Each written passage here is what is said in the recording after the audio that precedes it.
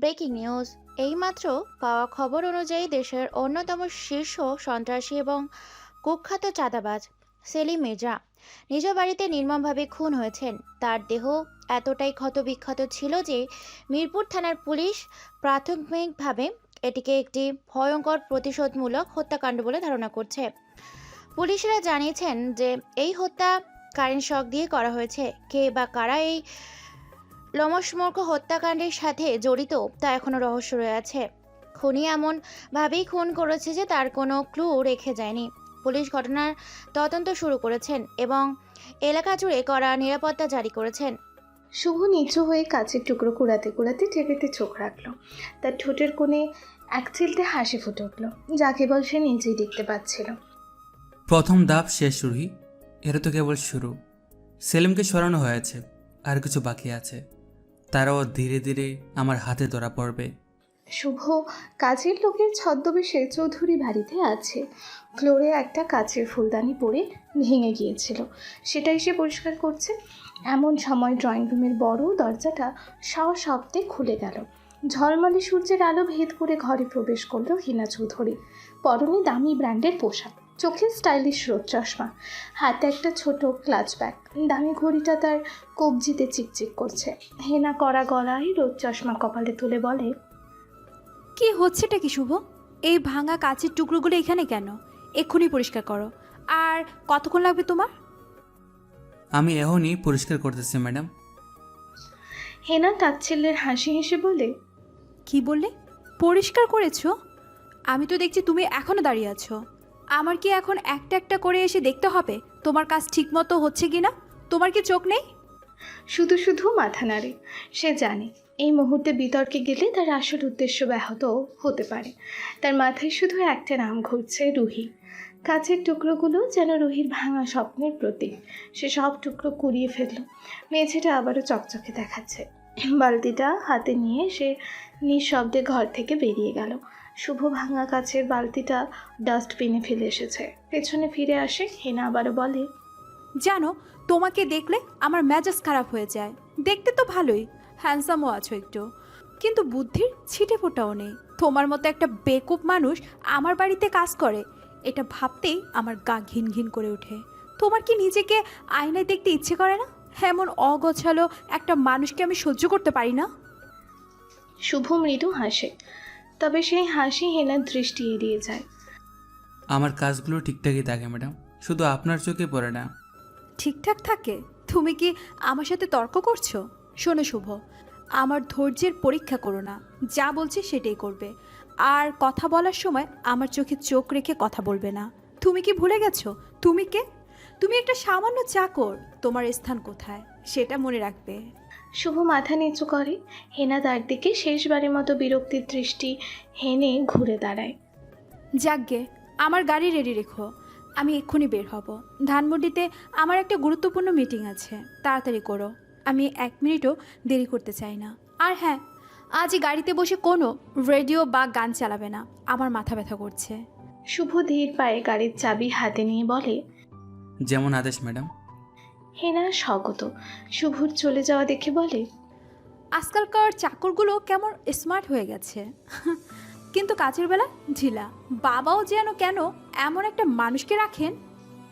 হেনা তার আইফোন বের করে কিছু একটা দেখতে শুরু করে। শুভ ততক্ষণে গ্যারেজের দিকে রওনা হয়ে গেছে।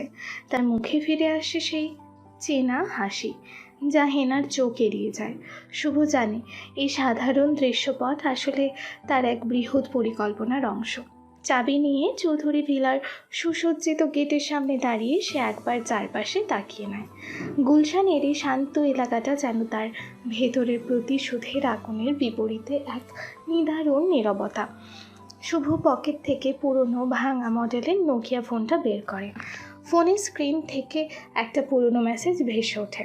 সেই মেসেজটা তার হৃদয়ে বিঁধে থাকা এক চিরকালীন কাঁটার মতো। ভালো থেকো শুভ, আমার জন্য কেঁদো না, I love you so much. Shubho মেসেজটা পড়ে, তার চোখ দুটো ছলছল করে ওঠে। ধরা গলায় বলে, রুহি, আমার রুহি, তুমি জানো না আমি কাঁদিনি, আমি তোমার জন্য প্রতিশোধের আগুন জ্বেলেছি। শুভ দীর্ঘশ্বাস ফেলে। মেসেজটা রুহির। এই বার্তাটা পাওয়ার পরেই তার জীবনটা বদলে গিয়েছিল। সেই মর্মান্তিক রাতের কথা তার মনে পড়ে যায়, কিন্তু এখন নিজেকে সংযত রাখতে হবে। তার চোখ দুটো যেন মুহূর্তে কঠিন হয়ে ওঠে। অতীতের সব স্মৃতি, ব্যথা, ঘৃণা সবটা এক হয়ে তার চোখে প্রতিশোধের একটা স্পষ্ট ঝলক নিয়ে আসে। সে মোবাইলটা দ্রুত পকেটে রাখে। প্রথম পদক্ষেপ শেষ রুহি। সেলিম মির্জার মতো আরও 4টা সুর বাকি আছে। আমি তোমার জন্য সব করতে পারি, তুমি কোনো চিন্তা করো না। তার প্রতিটি পদক্ষেপ যেন দৃঢ় সংকল্পে ভরা। সে দ্রুত হেঁটে যায় গাড়ি পার্কিংয়ের দিকে, যেখানে হেনা চৌধুরীর বিলাসবহুল BMW গাড়িটা তার জন্য অপেক্ষা করছে। গ্যারেজের প্রবেশপথে একজন গার্ড, মতিউর রহমান, শুভকে দেখে হাসে। আরে শুভ ভাই, ম্যাডামকে নিয়ে আবার কোথায় চললে? আজ তো মনে হয় অনেক দূরের পথ হবে। ম্যাডামের মেজাজটা তো ভালো নেই, একটু সাবধানে থেকো। আর বলো না মতি ভাই, ম্যাডামের মেজাজ তো সবসময় একরকম, আমার অভ্যাস হয়ে গেছে।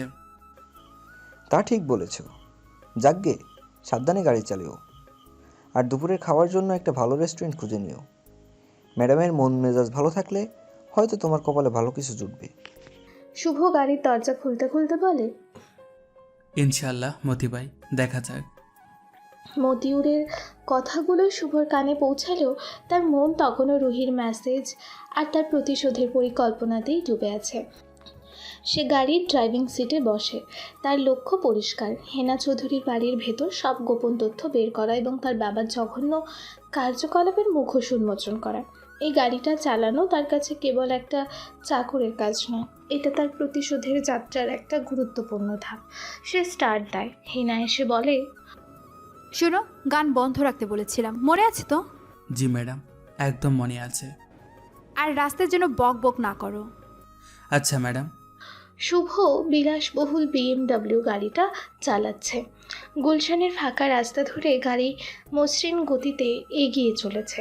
ড্রাইভিং সিটে বসেও শুভর চেহারায় শান্ত অথচ দৃঢ় ভাবটা বজায় আছে। সামনের সিটে বসা হেনা চৌধুরী তার iPhone X-এর স্ক্রিনে বুঁদ হয়ে আছে, মুখে বিরক্তি। শুভকে সে একজন চালক রোবট ছাড়া আর কিছুই ভাবছে না। হেনা ফোন থেকে চোখ না তুলে বিরক্তির সাথেই বলে, ডানে মন নাও শুভ। না না, আরও ডানে। আরে বাবা, তুমি কি কিছুই পারো না? আমি তো বলছি ডানে।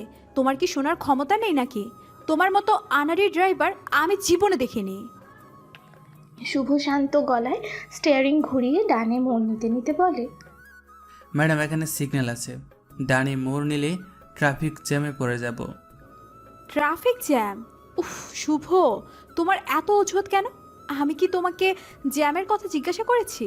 আমি তোমাকে যা বলেছি সেটাই করবে। সোজা চলো, সোজা গিয়ে 7 রাস্তার মোড় থেকে ঘুরে আসবো।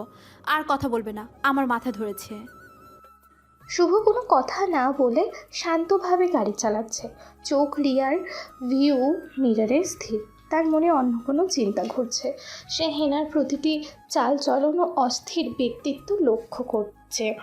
মোবাইলের আলোয় তার অহংকার ও আত্মকেন্দ্রিকতা স্পষ্ট।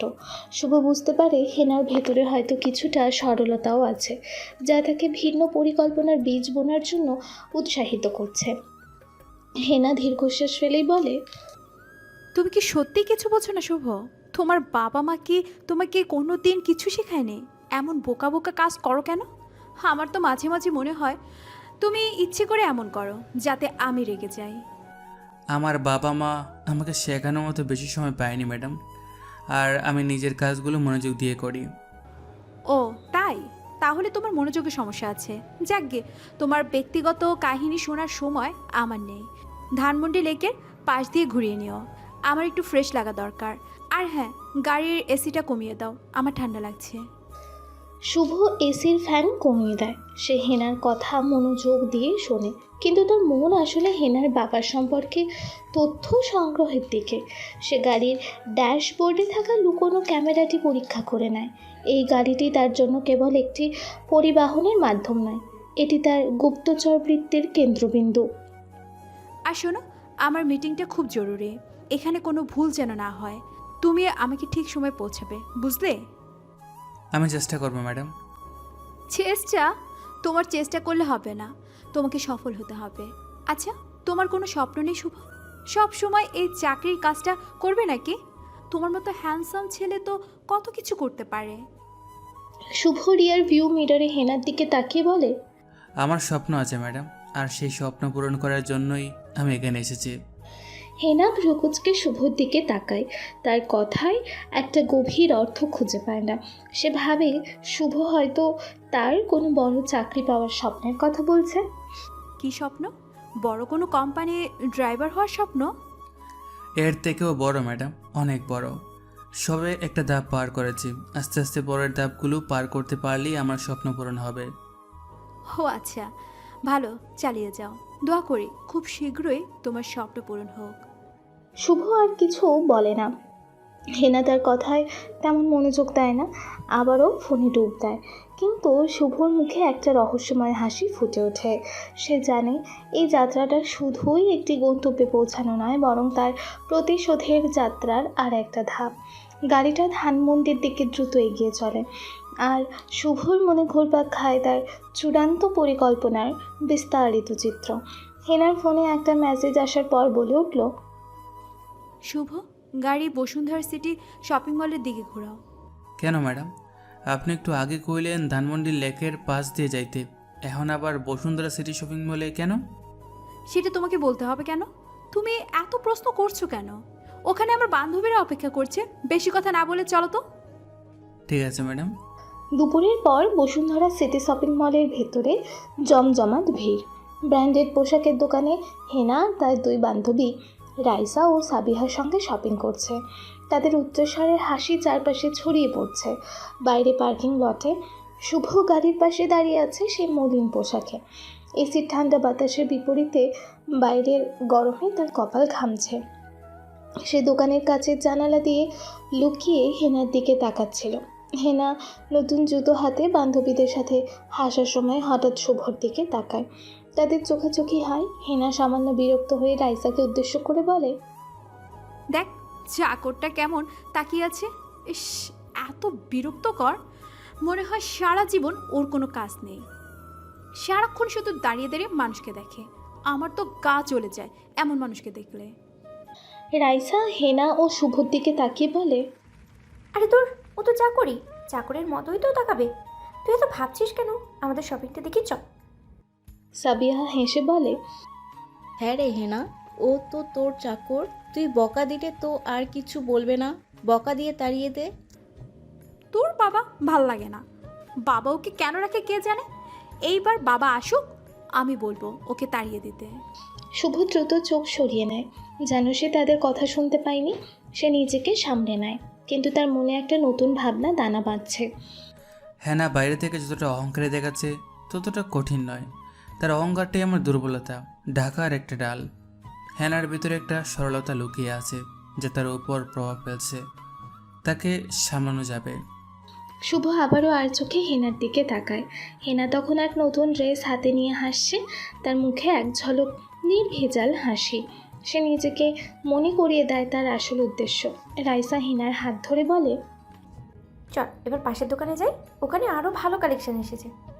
হ্যাঁ চল। আর এই চাকরটাকে বলে দে যেন গাড়ি রেডি রাখে, আমি আর 1 মিনিটও দেরি করতে চাই না। সাবিহা কাচের বাইরে শুভকে ইশারা করে। এই যে ড্রাইভার, ম্যাডাম বের হচ্ছেন, গাড়ি রেডি রাখো। শুভ তাদের দিকে তাকিয়ে মৃদু মাথা নাড়ে। প্রতিশোধের আগুন জ্বললেও হেনার প্রতি এক অদ্ভুত আকর্ষণ অনুভব করতে শুরু করেছে সে। তার পরিকল্পনা নতুন মোড় নিচ্ছে, যেখানে হেনা অজান্তেই অংশ হয়ে উঠবে। পকেট থেকে পুরনো ফোনটা বের করে রুহির মেসেজটা দেখে সে নিজেকে মনে করিয়ে দেয় তার আসল উদ্দেশ্য। শপিং শেষে রাতে তারা বাসায় ফেরে। ডাইনিং রুমের ঝলমলে আলোয় রাতের খাবার চলছে। হেনা টেবিলে খাচ্ছে আর শুভ তাকে খাবার পরিবেশন করছে। শুভ সাবধানে হেনার প্লেটে ডাল ঢেলে দেয়। হেনা প্রথম চামচ মুখে দিতেই তার মুখটা কুঁচকে যায়।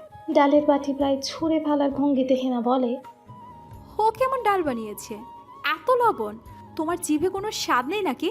নাকি তুমি অন্ধ, দেখতে পাচ্ছ না কত লবণ? শুভ ধীর এবং শান্ত গলায় মাথা সামান্য নিচু করে বলে, দুঃখিত ম্যাডাম, হয়তো একটু ভুল হয়েছে, আমি অন্য ডাল লইয়া আইতেছি।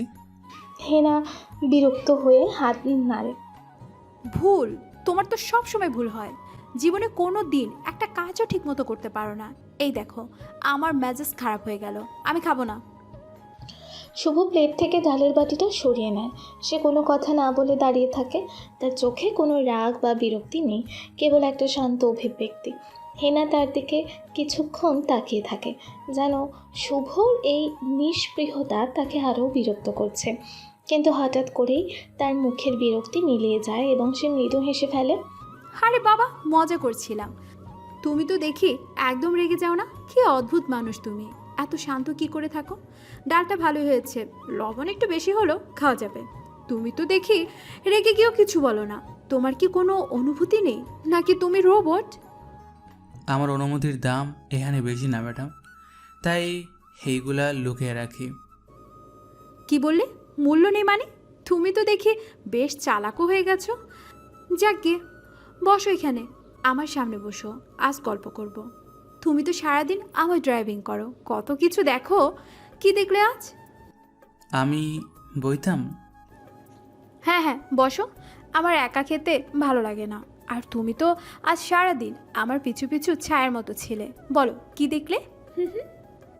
শুভ প্রথমে ইতস্তত করে, তারপর ধীরে ধীরে হেনার বিপরীতে চেয়ারে বসে। হেনা তার দিকে মিষ্টি করে তাকায়।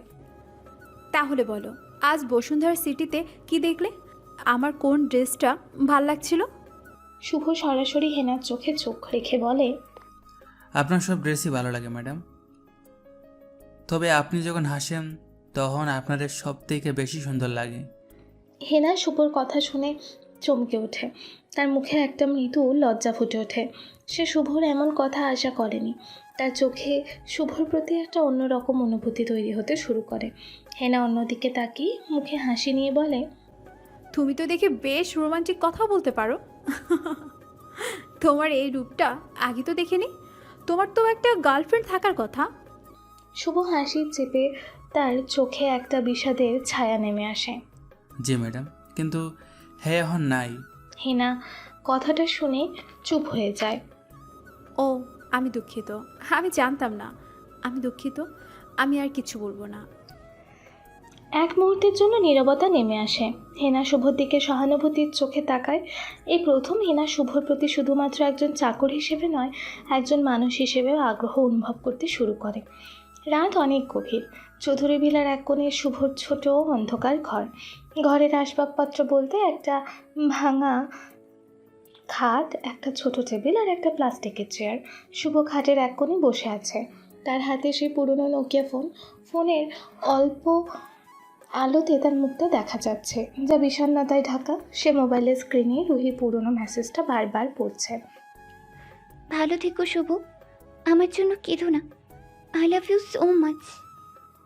শুভ কাপা গলার চোখ ছলছল করছে। কেন এমনটা করলে রুহি? কেন চলে গেলে আমাকে একা রেখে? আমি কিভাবে ভালো থাকি তোমার ছাড়া? তার চোখে পানি চলে আসে। সে ফোনটা বুকে চেপে ধরে। তার মনটা রাজধানী ঢাকার সব কোলাহল, আলো ঝলমলে জীবন থেকে দূরে এক অন্ধকার অতীতে ফিরে গেছে। সে চোখ বুঝে রুহির হাসি মুখটা কল্পনা করে। রুহির মিষ্টি মুখ, তার নরম স্পর্শ, তাদের ছোট ছোট স্বপ্ন, সব যেন তার চোখের সামনে ভেসে ওঠে।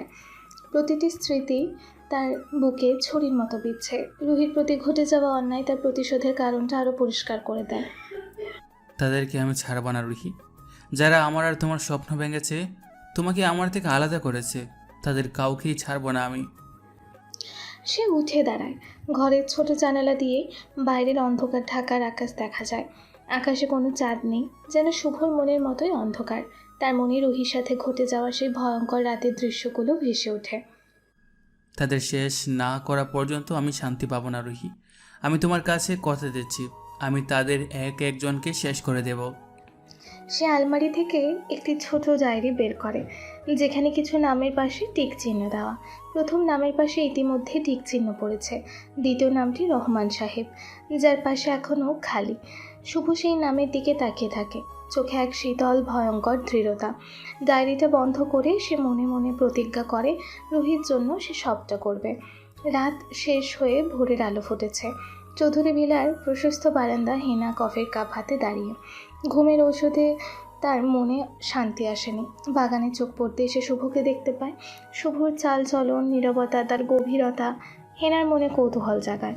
তাকে এখন আর সাধারণ চাকর মনে হচ্ছে না। শুভকে দেখে হেনা স্বাগত কফির কাপে চুমুক দিয়ে বলে, লোকটা এত চুপচাপ কেন? ওর চোখ দুটোতে যেন কেমন একটা রহস্য লুকিয়ে আছে। কেন জানি না, লোকটাকে আমার কেমন অদ্ভুত লাগছে। এর মধ্যে এমন কিছু আছে যা আমি বুঝতে পারছি না। হেনা মনোযোগ দিয়ে শুভকে লক্ষ্য করে।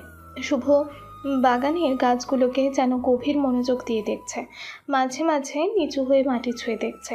তার এই নীরবতার মধ্যেও কেমন একটা শক্তি লুকিয়ে আছে যা হেনার চোখ এড়ায় না। ওর চোখের দিকে তাকালে কেমন যেন মনে হয় ও অনেক কিছু জানে, কিন্তু প্রকাশ করে না। গতকালও ও কেমন সহজভাবে কথা বলছিল। এমন মানুষ তো আমি দেখিনি। শুভ হঠাৎ মাথা তুলে বাড়িয়ে বারান্দার দিকে তাকালে হেনা দ্রুত নিজেকে আড়াল করে নেয়। তাদের চোখাচোখি হয় না। শুভ আবারও নিজের কাজে ফিরে গেলে হেনা বারান্দার কোণ থেকে তাকে দেখতে থাকে। কপালে চিন্তার ভাঁজ। শুভকে ঘিরে তৈরি হওয়া এই রহস্যের জট কীভাবে খুলবে তা বুঝতে পারে না হেনা। দিনের আলো ফুটলেও তার মনে সেই রহস্য আরও গভীর হচ্ছে। 4 দিন পর সকালবেলা হেনা চৌধুরী হালকা নীল রঙের সিল্কের সালোয়ার কামিজ পরে সিঁড়ি দিয়ে নামছিল। হাতে ছিল ফাইল। তাড়াহুড়ো করতে গিয়ে সিঁড়ির শেষ ধাপে তার পা মুচকে যায় এবং সে নিয়ন্ত্রণ হারিয়ে পড়ে যেতে নেয়। ঠিক তখনই নিচে থাকা শুভ বিদ্যুৎ গতিতে ছুটে এসে তাকে ধরে ফেলে। শুভর এক হাত হেনার কোমরে, অন্য হাত পিঠে। হেনা নিজেকে শুভর বাহুতে আবিষ্কার করে। তাদের চোখাচোখি হয় এবং এক অদ্ভুত নীরবতা নেমে আসে। সময় যেন থমকে যায়। শুভ হেনার সুগন্ধি মাখা চুলের ঘ্রাণ পায়। হেনার চোখে বিস্ময় আর শুভর চোখে গভীর মনোযোগ। হেনা এখনও শুভর বাহুতে আস্তে করে বলে, তুমি তুমি ঠিক আছো শুভ? আমি ঠিক আছি ম্যাডাম, আপনি ঠিক আছেন তো? কোথাও লাগেনি তো আপনার? হেনা যেন হঠাৎই বাস্তবতায় ফিরে আসে। একটু অপ্রস্তুত হয়ে যায়। দ্রুত শুভর হাত থেকে নিজেকে ছাড়িয়ে নেয়। যদিও হেনার কোমরে শুভর হাতের স্পর্শ এখনও লেগে আছে, যেন সেই মুহূর্তে রেশ রয়ে গেছে। সে নিজেকে সামলে সোজা হয়ে দাঁড়ায়। হ্যাঁ, আমি ঠিক আছি। তুমি তুমি কি করেছিলে এখানে? হঠাৎ কোথা থেকে চলে এলে? আমি সিঁড়ির পাশে ময়লা পরিষ্কার করতেছিলাম ম্যাডাম, দেখে মনে হইলো আপনি পড়ে যাইবেন, তাই আগে এলাম। হেনা সামান্য বিরক্তি মেশানো গলায় বলে, আমার মনে হয় তুমি আমার পিছু পিছুই থাকো। এমন করো কেন? আমি নিজেরটা নিজেই দেখতে পারি না। না ম্যাডাম, আমি আপনার পিছিয়ে পিছিয়ে তাই না, কামের মানুষ কামই করি। আপনার কামলা, তাই আপনি বিপদে পড়লে আমারও তো দেহনি লাগবো। যাকগে, ধন্যবাদ। আর হ্যাঁ, কাউকে এই ব্যাপারে কিছু বলতে যাবে না, ঠিক আছে? এটা আমার জন্য খুব লজ্জার বিষয়। আমাকে মতো গরিব মানুষরা মুখ বন্ধ করে রাখতে পারে ম্যাডাম, এটা আমাকে অভ্যাস। হেনা শুভর কথায় অবাক হয়। তার কথায় একটা গভীর অর্থ খুঁজে পায় যা সে আগে খেয়াল করেনি। সে শুভর দিকে তাকিয়ে কিছুক্ষণ চুপ করে থাকে। শুভর শান্ত মুখ আর স্থির চোখ তাকে ভাবিয়ে তোলে। হেনা দ্রুত ফাইলগুলো গুছিয়ে নেয়। লোকটা যত সহজে কথা বলে, তার চোখ দুটো ততটা গভীর। কি অদ্ভুত লোক। হেনা দ্রুত সিঁড়ি দিয়ে নেমে আসে, কিন্তু সেই মুহূর্তে স্পর্শ আর শুভর মুখের শান্ত গ্রাম্য ভাষা তার মনে একটা দাগ কেটে যায়। শুভ স্থির দাঁড়িয়ে থাকে। তার চোখে প্রতিশোধের আগুনটা এখনও জ্বলছে, তবে হেনার প্রতি একটা অদ্ভুত টানও সে অনুভব করছে। দুপুরবেলা ধানমন্ডির একটি অভিজাত ক্যাফেতে হেনা চৌধুরী তার বান্ধবী রাইসার সাথে বসে কফি খাচ্ছে। ক্যাফের ভেতরে হালকা মিউজিক বাজছে, চারপাশে মানুষজনের ফিসফিসানি। হেনা তার ফোন চেক করছিল, তখনই রাইসা তাকে ঝুঁকে পড়ে কিছু কথা বলে। রাইসার চোখে সন্দেহ আর হেনার চোখে কৌতূহল। রাইসা ফিসফিস করে বলে, হেনা, ওই চাকরটা কেমন জানো? আমার মনে হয় ওর উপরে তোর নজর রাখা উচিত। আমি ওকে কেমন সন্দেহজনকভাবে একজনের সাথে কথা বলতে দেখেছি গতকালকে। আর সেটা কোনো সাধারণ লোক ছিল না। লোকটাকে দেখতে কেমন যেন অদ্ভুত লাগছিল। কালো পাঞ্জাবি পরা, মুখটা ঢাকা। কি বলছিস শুভ? ও তো সারাক্ষণ আমার সাথেই থাকে। আর তাছাড়া ও তো একটা চাকর, ওর সাথে আবার কারা কথা বলবে? আরে না, ও সেদিন আজিমপুরের কবরস্থানের পাশ দিয়ে যাচ্ছিলি, আমি দূর থেকেই দেখছিলাম। আমি তোকে কি মিথ্যে বলবো? কেমন লুকিয়ে লুকিয়ে কথা বলছিল। আমার মনে হয় ওর কিছু গন্ডগোল আছে। আজিমপুর? ও তো ওই দিকেই যায় না। তুই ঠিক দেখেছিস তো? হ্যাঁ রে, আমি নিজের চোখেই দেখেছি। আর ওর চলাফেরা, কথা বলার ধরনও তো কেমন যেন অন্যরকম। তুই খেয়াল করিস নি? হেনা রাইসার কথা শুনে শুভকে সন্দেহ করতে শুরু করে। সে মনে মনে শুভর আগের দিনের কথাগুলো মেলায়। তার শান্ত আচরণ, গভীর চোখ আর মাঝে মাঝে বলে রহস্যময় কথাগুলো এখন তার মনে নতুন করে প্রশ্ন জাগাচ্ছে। সে শুভকে আড়াল থেকে লক্ষ্য করা শুরু করে। সত্যি কি শুভ কিছু লুকাচ্ছে? আমার কেন যেন মনে হয় না ও তো সহজ সরল একটা ছেলে। হেনা ক্যাফের কাচের জানালা দিয়ে বাইরে তাকিয়ে থাকে। তার মনে শুভর প্রতি একটা দূরত্ব তৈরি হতে শুরু করে, কিন্তু একটা অদ্ভুত টানও সে অনুভব করে। তার মন বলছে শুভ এমন কিছু করতে পারে না, কিন্তু রাইসার কথা তাকে ভাবাচ্ছে। হেনা রাইসার দিকে তাকায়। কিন্তু ও তো এমন না, ও তো খুব চুপচাপ থাকে। হ্যাঁ, সেটাই তো। যারা বেশি চুপচাপ থাকে তারাই তো ভিতরে ভিতরে বেশি কিছু করে। তুই ওকে বিশ্বাস করিস না প্লিজ। হেনা দীর্ঘশ্বাস ফেলে। শুভর প্রতি তার মনে জন্মানো ভালো লাগাটা হঠাৎ করেই যেন একটা প্রশ্নের মুখে গড়ে। সে কফির কাপটা হাতে তুলে নেয়, কিন্তু তার মন এখন শুভর রহস্যের জট খুলতে ব্যস্ত। সন্ধ্যায় চৌধুরী ভিলার লিভিং রুমে ড্রামা চলছে। হঠাৎ করেই টিভিতে চলমান নাটক বন্ধ হয়ে ব্রেকিং নিউজের স্ক্রিন ভেসে ওঠে। শুভ তখন খাবার টেবিলে রাতের খাবারের প্রস্তুতি নিচ্ছিল। হেনা সোফায় বসে ফোন দেখছে। টিভির ফ্ল্যাশিং আলোয় রুমটা আলোকিত হয়ে ওঠে। ব্রেকিং নিউজ, এইমাত্র খবর অনুযায়ী দেশের অন্যতম প্রভাবশালী সরকারি আমলা রহমান সাহেব নিজ বাড়িতে নির্মমভাবে খুন হয়েছেন। তার দেহ এতটাই ক্ষতবিক্ষত ছিল যে পুলিশ প্রাথমিকভাবে এটিকে একটি ভয়ঙ্কর প্রতিশোধমূলক হত্যাকাণ্ড ধারণা করেছেন। ঘটনার ধরন প্রথম হত্যাকাণ্ডের মতোই নির্মম এবং ভয়ঙ্কর। পুলিশ এখনো কোনো সূত্র খুঁজে পায়নি। গোটা দেশ স্তম্ভিত। পল্টন থানার পুলিশ এখনো ঘটনাস্থল ঘিরে রয়েছে। হেনা চিৎকার করে বলে, কি? রহমান আঙ্কেল? এটা কিভাবে সম্ভব? এত বড় প্রভাবশালী লোককে কিভাবে খুন করলো? শুভ টিভির সামনে দাঁড়িয়ে মুচকি হাসছে। তার মুখে কোনো ভয় নেই, বরং বিজয়ের আনন্দ। তার চোখ দুটো তীক্ষ্ণ এবং উজ্জ্বল। সে জানে এই খুন তারই করা। তার প্রতিশোধের তালিকা থেকে আরও একটি নাম মুছে গেছে। হেনার চিৎকারেও তার কোনো বিকার নেই। টিভি রিপোর্টার আরও বলে, আমাদের প্রতিনিধি জানাচ্ছেন এই হত্যাকাণ্ড প্রথম হত্যাকাণ্ডের মতোই নির্মম এবং ভয়ঙ্কর। পুলিশ এখনো কোনো সূত্র খুঁজে পায়নি। দেশ জুড়ে আতঙ্ক ছড়িয়ে পড়েছে। সাধারণ মানুষ এই সিরিয়াল কিলিয়ারের ঘটনায় ভীত। পুলিশ জানিয়েছে এই খুনটি গরম রড দিয়ে আঘাত করে হত্যা করা হয়েছে। শুভ টিভির দিকে তাকিয়ে থাকে। তার মুখে একটা দৃঢ় হাসি। সে এবারও পকেট থেকে তার সেই পুরনো নোকিয়া ফোনটা বের করে। রুহির মেসেজটা আবারও পড়ে। ভালো থেকো শুভ, আমার জন্য কেঁদো না। I love you so much. তার চোখ কঠিন হয়ে ওঠে। সে যেন রুহিকে বলছে, দেখো রুহি, আমি তোমার জন্য কি করেছি। আর একটা শেষ রুহি, ওরা তোমাকে কষ্ট দিয়েছিল, এখন ওরাও কষ্ট পাচ্ছে। এটা তো কেবল শুরু রুহি। হেনা দ্রুত টিভি বন্ধ করে দেয়। তার কপালে চিন্তার ভাঁজ। এই খুনগুলো কেন হচ্ছে? কেন করছে এসব? কে এই সিরিয়াল কিলার? যারা খুন হচ্ছে সবাই আমার বাবার লোক। আমার বাবাও কি কোনো বিপদে আছেন? তার মনে একটা অজানা ভয় কাজ করে। সে শুভর দিকে ফিরে তাকায়। শুভ ততক্ষণে তার ফোন পকেটে রেখে স্বাভাবিক ভঙ্গিতে রাতের খাবার সাজাতে শুরু করেছে। তার এই নিষ্পৃহতা হেনার মনে আরও গভীর সন্দেহ তৈরি করে। শুভ, তুমি দেখলে কি হচ্ছে এসব? কারা করছে এসব? ম্যাডাম, আমি তো কামের মানুষ, এইসব বড় লোকদের প্যাচ আমি বুঝি না। আপনি চিন্তা করেন না, আল্লাহ ভরসা। আল্লাহ ভরসা? এই লোকটা এত শান্ত কি করে থাকে? আর ওর কথায় কেমন যেন একটা অন্যরকম সুর। হেনা শুভর দিকে তাকিয়ে থাকে। তার মনে সন্দেহ আর ভয় আরও তীব্র হয়। রাত গভীর। চৌধুরী ভিলার লিভিং রুমের আলো কমিয়ে দেওয়া হয়েছে। হেনা সোফায় বসে আছে, চোখে মুখে গভীর চিন্তা। তার বাবা মিস্টার চৌধুরী ফোনে কথা বলছেন। তার মুখে স্পষ্ট দুশ্চিন্তার ছাপ। তিনি অত্যন্ত বিচলিত দেখাচ্ছেন। ফোনে উত্তেজিত গলায় বলেন, না, এখনো কিছু জানা যায়নি। আমরা কি পুরোপুরি নিরাপদ? আমার দুইজন লোক একইভাবে খুন হয়েছে। তুমি নিশ্চিত তো যে কেউ আমাদের পিছু নিচ্ছে না? পুলিশের তদন্ত কোন দিকে যাচ্ছে?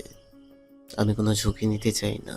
হেনা স্বগত বলে, বাবাও চিন্তিত, তার লোকেরাও মারা যাচ্ছে। কি হচ্ছে এসব? তাহলে কি বাবাও এই খুনির টার্গেট? মিস্টার চৌধুরীর কথা শেষ হতে তিনি ফোনটা রেখে দেন। তার কপালে ভাঁজ। তিনি চারপাশে একবার তাকিয়ে নেন, যেন কেউ তাকে আড়াল থেকে লক্ষ্য করছে কিনা। শুভ তখনও লিভিং রুমের এক কোণে দাঁড়িয়ে আছে, নিশ্চুপ। তার চোখে মুখে কোনো ভাবান্তর নেই। তার এই শান্ত নীরবতা হেনার মনে মিশ্র অনুভূতি তৈরি করে। হেনা বাবার দিকে তাকিয়ে বলে, বাবা কি হয়েছে? তুমি এত চিন্তিত কেন? পুলিশ কি কিছু খুঁজে পেয়েছে? না মা, কিছু খুঁজে পাইনি, কিন্তু এটা স্বাভাবিক নয়। যারা খুন হচ্ছে তারা সবাই সমাজের প্রভাবশালী লোক, আর আমার 2জন লোকও মারা গেছে। আমি জানি না কে বা কারা এসব করেছে। কিন্তু বাবা তোমাকে তো কিচ্ছু বলেনি। না, কিছুই না, কিন্তু আমার কেমন যেন ভয় লাগছে। কে জানে এরপর কার পালা। হেনা ভীতু চোখে শুভর দিকে তাকায়, যে কিনা তখনও নিশ্চুপভাবে দাঁড়িয়ে আছে। শুভর মুখটা পাথরের মতো স্থির। হেনার মনে একটা প্রশ্ন ঘুরপাক খাচ্ছে। শুভ কি এসবের সাথে জড়িত? অসম্ভব, ও তো শুধুই একজন চাকর। কিন্তু ওর চোখে এমন কিছু আছে যা অন্য কারো চোখে দেখি না। ওর এই নীরবতাটা কি একটা মুখোশ, আর নাকি ও সত্যি একজন সহজ সরল মানুষ? হেনা তার চোখ ফিরিয়ে নেয়, কিন্তু শুভর উপস্থিতি তাকে অস্থির করে তোলে। তার মনে এক কঠিন দ্বন্দ্ব চলছে। ভালোবাসার সন্দেহের দোলা চলে। হেনা যেন নিজেকে অসহায় বোধ করছে। লিভিং রুমের নীরবতা যেন আরও ভারী হয়ে ওঠে। শুভর মুখে সেই একই শান্ত গ্রাম্য ভাব, কিন্তু তার চোখের গভীরে যে প্রতিশোধের আগুন জ্বলছে তা কেবল রুহির আত্মার কাছে দৃশ্যমান। এভাবেই আরও এই সপ্তাহ কেটে যায়। একদিন দুপুর গড়িয়ে বিকেল। রাজধানী ঢাকার ব্যস্ত পান্থপথ ধরে শুভ গাড়ি চালাচ্ছে। আকাশ হঠাৎ কালো মেঘে ছেয়ে যায়। মুহূর্তেই মুষলধারে বৃষ্টি নামতে শুরু করে। ঝমঝম শব্দে গাড়ির কাজ ভিজে যায়। হেনা চৌধুরীকে একটা জরুরি মিটিং থেকে নামিয়ে দিতে এসেছিল শুভ। বিল্ডিংয়ের সামনে গাড়ি থামিয়ে হেনা নামার প্রস্তুতি নিচ্ছিল, কিন্তু বৃষ্টির তীব্রতা দেখে সে থমকে যায়। শুভ দ্রুত ছাতা নিয়ে গাড়ির দরজা খুলে হেনার দিকে এগিয়ে যায়। সে ছাতাটা হেনার মাথার ওপর ধরে, কিন্তু নিজের গা ভেজায়। হেনা শুভকে বৃষ্টিতে ভিজতে দেখে বলে, কি ব্যাপার, তুমি এত ভিজেছো কেন? ছাতার নিচে আসো, তোমার তো সব জামা কাপড় ভিজে যাচ্ছে। শুভর শরীর কাঁপছে সামান্য। আমি ভিজে গেলে সমস্যা নেই ম্যাডাম, আপনি ভিজে যাবেন তাহলে মিটিংয়ে দেরি হইব। হেনা বিরক্ত হয়ে ছাতাটা শুভর দিকে এগিয়ে দিয়ে বলে, আরে বাবা, আমি কি বরফ নাকি? আমি ভিজলে কি গলে যাব? এসো তো, এইটুকু ভিজে গেলে আমার কিছু হবে না। তুমিও ভিজলে তো শরীর খারাপ হবে। শুভ অনিচ্ছা সত্ত্বেও হেনার ছাতার নিচে আসে। দুজনেই খুব কাছাকাছি চলে আসে। তাদের কাঁধ প্রায় ছুঁয়ে আছে। বৃষ্টির ঠান্ডা বাতাস আর ছাতার নিচে তাদের এই উষ্ণতা এক অদ্ভুত রোমান্টিক আবহ তৈরি করে। তাদের নিঃশ্বাস একে অপরের সাথে মিশে যাচ্ছে। হেনা শুভর দিকে তাকিয়ে হাসে। তার হাসিতে একটা নরম আবেগ। শুভও তার দিকে এক পলক তাকায়। তার চোখেও একটা মৃদু হাসির ছায়া। তুমি তো দেখছি আমার কথাই শুনো না।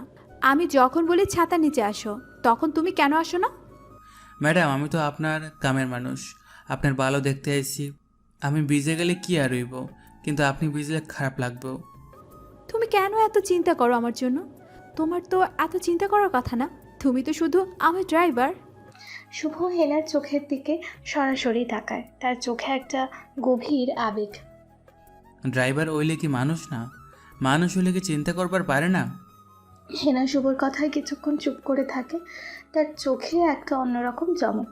শুভর এই সহজ গ্রাম্য কথাগুলোর মধ্যেও কেমন একটা গভীর আবেগ লুকিয়ে আছে, যা হেনার মন ছুঁয়ে যায়। সে বুঝতে পারে শুভর এই যত্ন নেওয়াটা কেবল তার কাজের অংশ নয়। হেনা ফিসফিস করে বলে, সারা জীবন এভাবেই যত্ন নিতে পারবে আমার? জি, কিছু কইতেছেন নাকি ম্যাডাম? তুমি তো দেখি আমার চেয়েও বেশি কথা বলতে পারো। যাকগে, চলো, আর দেরি করা যাবে না। তারা দুজন ছাতার নিচে দাঁড়িয়ে থাকে। বৃষ্টি তখনও ঝরছে। তাদের এই কাছাকাছি থাকাটা তাদের মধ্যে এক অদৃশ্য বাঁধন তৈরি করে। হেনা শুভর দিকে একপাশে হেরে দাঁড়ায়, যেন বৃষ্টির এই মুহূর্তে সে শুভকে আরও কাছে চাইছে। শুভ অনুভব করে হেনার উষ্ণতা। হেনা শুভর দিকে তাকিয়ে হাসে। শুভ তার দিকে এক পলক তাকায়। তারা বিল্ডিংয়ের প্রবেশপথের দিকে হেঁটে যায়। বৃষ্টির শব্দ তাদের এই নীরব মুহূর্তটাকে আরও গভীর করে তোলে। বৃষ্টি থেমেছে। বিকেল গড়িয়ে সন্ধ্যা। হেনা তার মিটিং শেষ করে বেরিয়ে এসেছে। গাড়ি চালাচ্ছিল শুভ। হেনা হঠাৎ শুভকে নিয়ে গুলশানের একটি ছিমছাম কফি শপের সামনে থামতে বলে। হেনা ভেতরে ঢুকতে চাইলে শুভ কিছুটা ইতস্তত করে। তার পরনে সেই পুরনো পোশাক। চলো শুভ, ভেতরে চলো, আজ কফি খাবো। তোমার কি কফি ভালো লাগে না? আমার মতো গরিব মানুষের লাইগা কফি শপি না ম্যাডাম, এগুলো আপনার মতো বড়লোকদের জায়গা। আরে বাবা, কি যে বলো! এখন তোমার ম্যাডামের সাথে তোমার কফি খেতে হবে, এটা তোমার জন্য একটা অভিজ্ঞতা হবে। চলো তো, কোনো কথা না বলে। শুভ অনিচ্ছা সত্ত্বেও হেনার পিছু পিছু ক্যাফের ভেতরে ঢোকে। তারা একটি ছোট টেবিলে বসে। প্রথম দিকে শুভ কিছুটা চুপচাপ থাকলেও হেনার সহজ কথায় সে ধীরে ধীরে স্বাচ্ছন্দ্য বোধ করে। আচ্ছা শুভ, তুমি তো দেখি অনেক কিছু জানো। তুমি কি পড়াশোনা করনি? তোমার কথা বলার ধরন, তোমার সব কিছু দেখে মনে হয় তুমি অনেক বুদ্ধিমান। শুভ কফির কাপে চুমুক দিয়ে বলে, পড়াশোনা তো কিছু করছিলাম ম্যাডাম, কিন্তু বেশি দূরে যাইবার পারি নাই, অভাবের সংসার, তা আমি নামন লাগছিল। হো তাই? আমি তো তোমার চোখের দিকে তাকালে মনে করি তুমি সব বই শেষ করে ফেলেছ। তোমার চোখ দুটো কেন জানি রহস্যময় লাগে। সব রহস্য তো আর বইয়ে তাহে না ম্যাডাম, কিছু রহস্য মানুষের জীবনের মধ্যে তাহে। বাহ, তুমি তো দেখি দার্শনিকও বটে। তোমার সাথে কথা বলতে আমার খুব ভালো লাগে। তোমার সাথে কথা বললে মনে হয় না যে তুমি আমার চাকর। আচ্ছা শোনো, আর ম্যাডাম ম্যাডাম করো না তো, হ্যানা ডাকো। আমার নাম হ্যানা। শুভ আশ্চর্য হয়। তার ঠোঁটে মৃদু হাসি। হ্যাঁ না? হ্যাঁ হ্যানা, এই নামে ডাকবে আমাকে। যদি ম্যাডাম বলে ডেকেছো আরেকবার, তাহলে তোমার খবর করে ছাড়বো। আর এই নাও আমার মোবাইল নাম্বার। তোমার মোবাইল নাম্বারটা দাও তো। আমার কেন জানি মনে হয় তোমার মোবাইল নাম্বার নেই। শুভ হাসে। হেনার চোখে শুভর প্রতি ভালো লাগার ইঙ্গিত স্পষ্ট। হেনা সরাসরি তার চোখে তাকিয়ে আছে। শুভ ধীরে ধীরে তার ফোন নাম্বারটা বলে। আমার ফোন নাম্বারটা দিয়ে কি করবেন ম্যাডাম? আমি তো এইখানেই তাহি। এই যে আবার ম্যাডাম, আর আপনি আপনিও বলবে না, ওকে? জি, এখন কও, আমার নাম্বার দিয়ে কি করবা? আরে বাবা, কেন লাগবে না? জরুরি কথা থাকতে পারে না? আর তোমার সাথে আমার তো আরও অনেক গল্প আছে। তুমি আমাকে ফোন করবে, ঠিক আছে? শুভ হেনার মুখে হাসি দেখে বুঝতে পারে যে হেনা তার প্রতি দুর্বল হয়ে পড়েছে। কফি খেতে খেতে শুভ হেনার দিকে তাকিয়ে এক অদ্ভুত শান্তি অনুভব করে। এরপর তারা বাসায় ফেরে। রাত গভীর হলে শুভ চৌধুরী ভিলার নীরব বারান্দায় এসে দাঁড়ায়। আকাশে অসংখ্য তারা চলছে। হেনার সাথে কাটানো মুহূর্তগুলো তার মনে ঘুরপাক খায়। বৃষ্টি ভেজা রোম্যান্স, কফি শপের খুনসুটি। তার মুখে মৃদু হাসি ফুটে উঠলেও পরক্ষণেই তা মিলিয়ে যায়। রুহির প্রতি তার প্রতিশোধের প্রতিজ্ঞা এবং হেনার প্রতি নতুন অনুভূতি নিয়ে সে তীব্র দ্বিধায় পড়ে যায়। রুহি, আমি কি ঠিক করছি? এই মেয়েটা কেন আমার বদলার পথে কাটা হয়ে দাঁড়াচ্ছে? আকাশের তারাদের দিকে তাকিয়ে শুভ একটা দীর্ঘশ্বাস ফেলে। তার মনে হয় হালকা বাতাসের সাথে রুহির কণ্ঠস্বর ভেসে আসছে। তার প্রশ্নের উত্তর দিতে যেন রুহি তার সাথে কথা বলছে। শুভ, তুমি এখন নিজের মতো করে বাঁচো। আমার জন্য আর কষ্ট পেও না। এই পথে তোমার অনেক কষ্ট হচ্ছে, আমি জানি, কিন্তু জীবনে একজন সঙ্গীর খুব দরকার।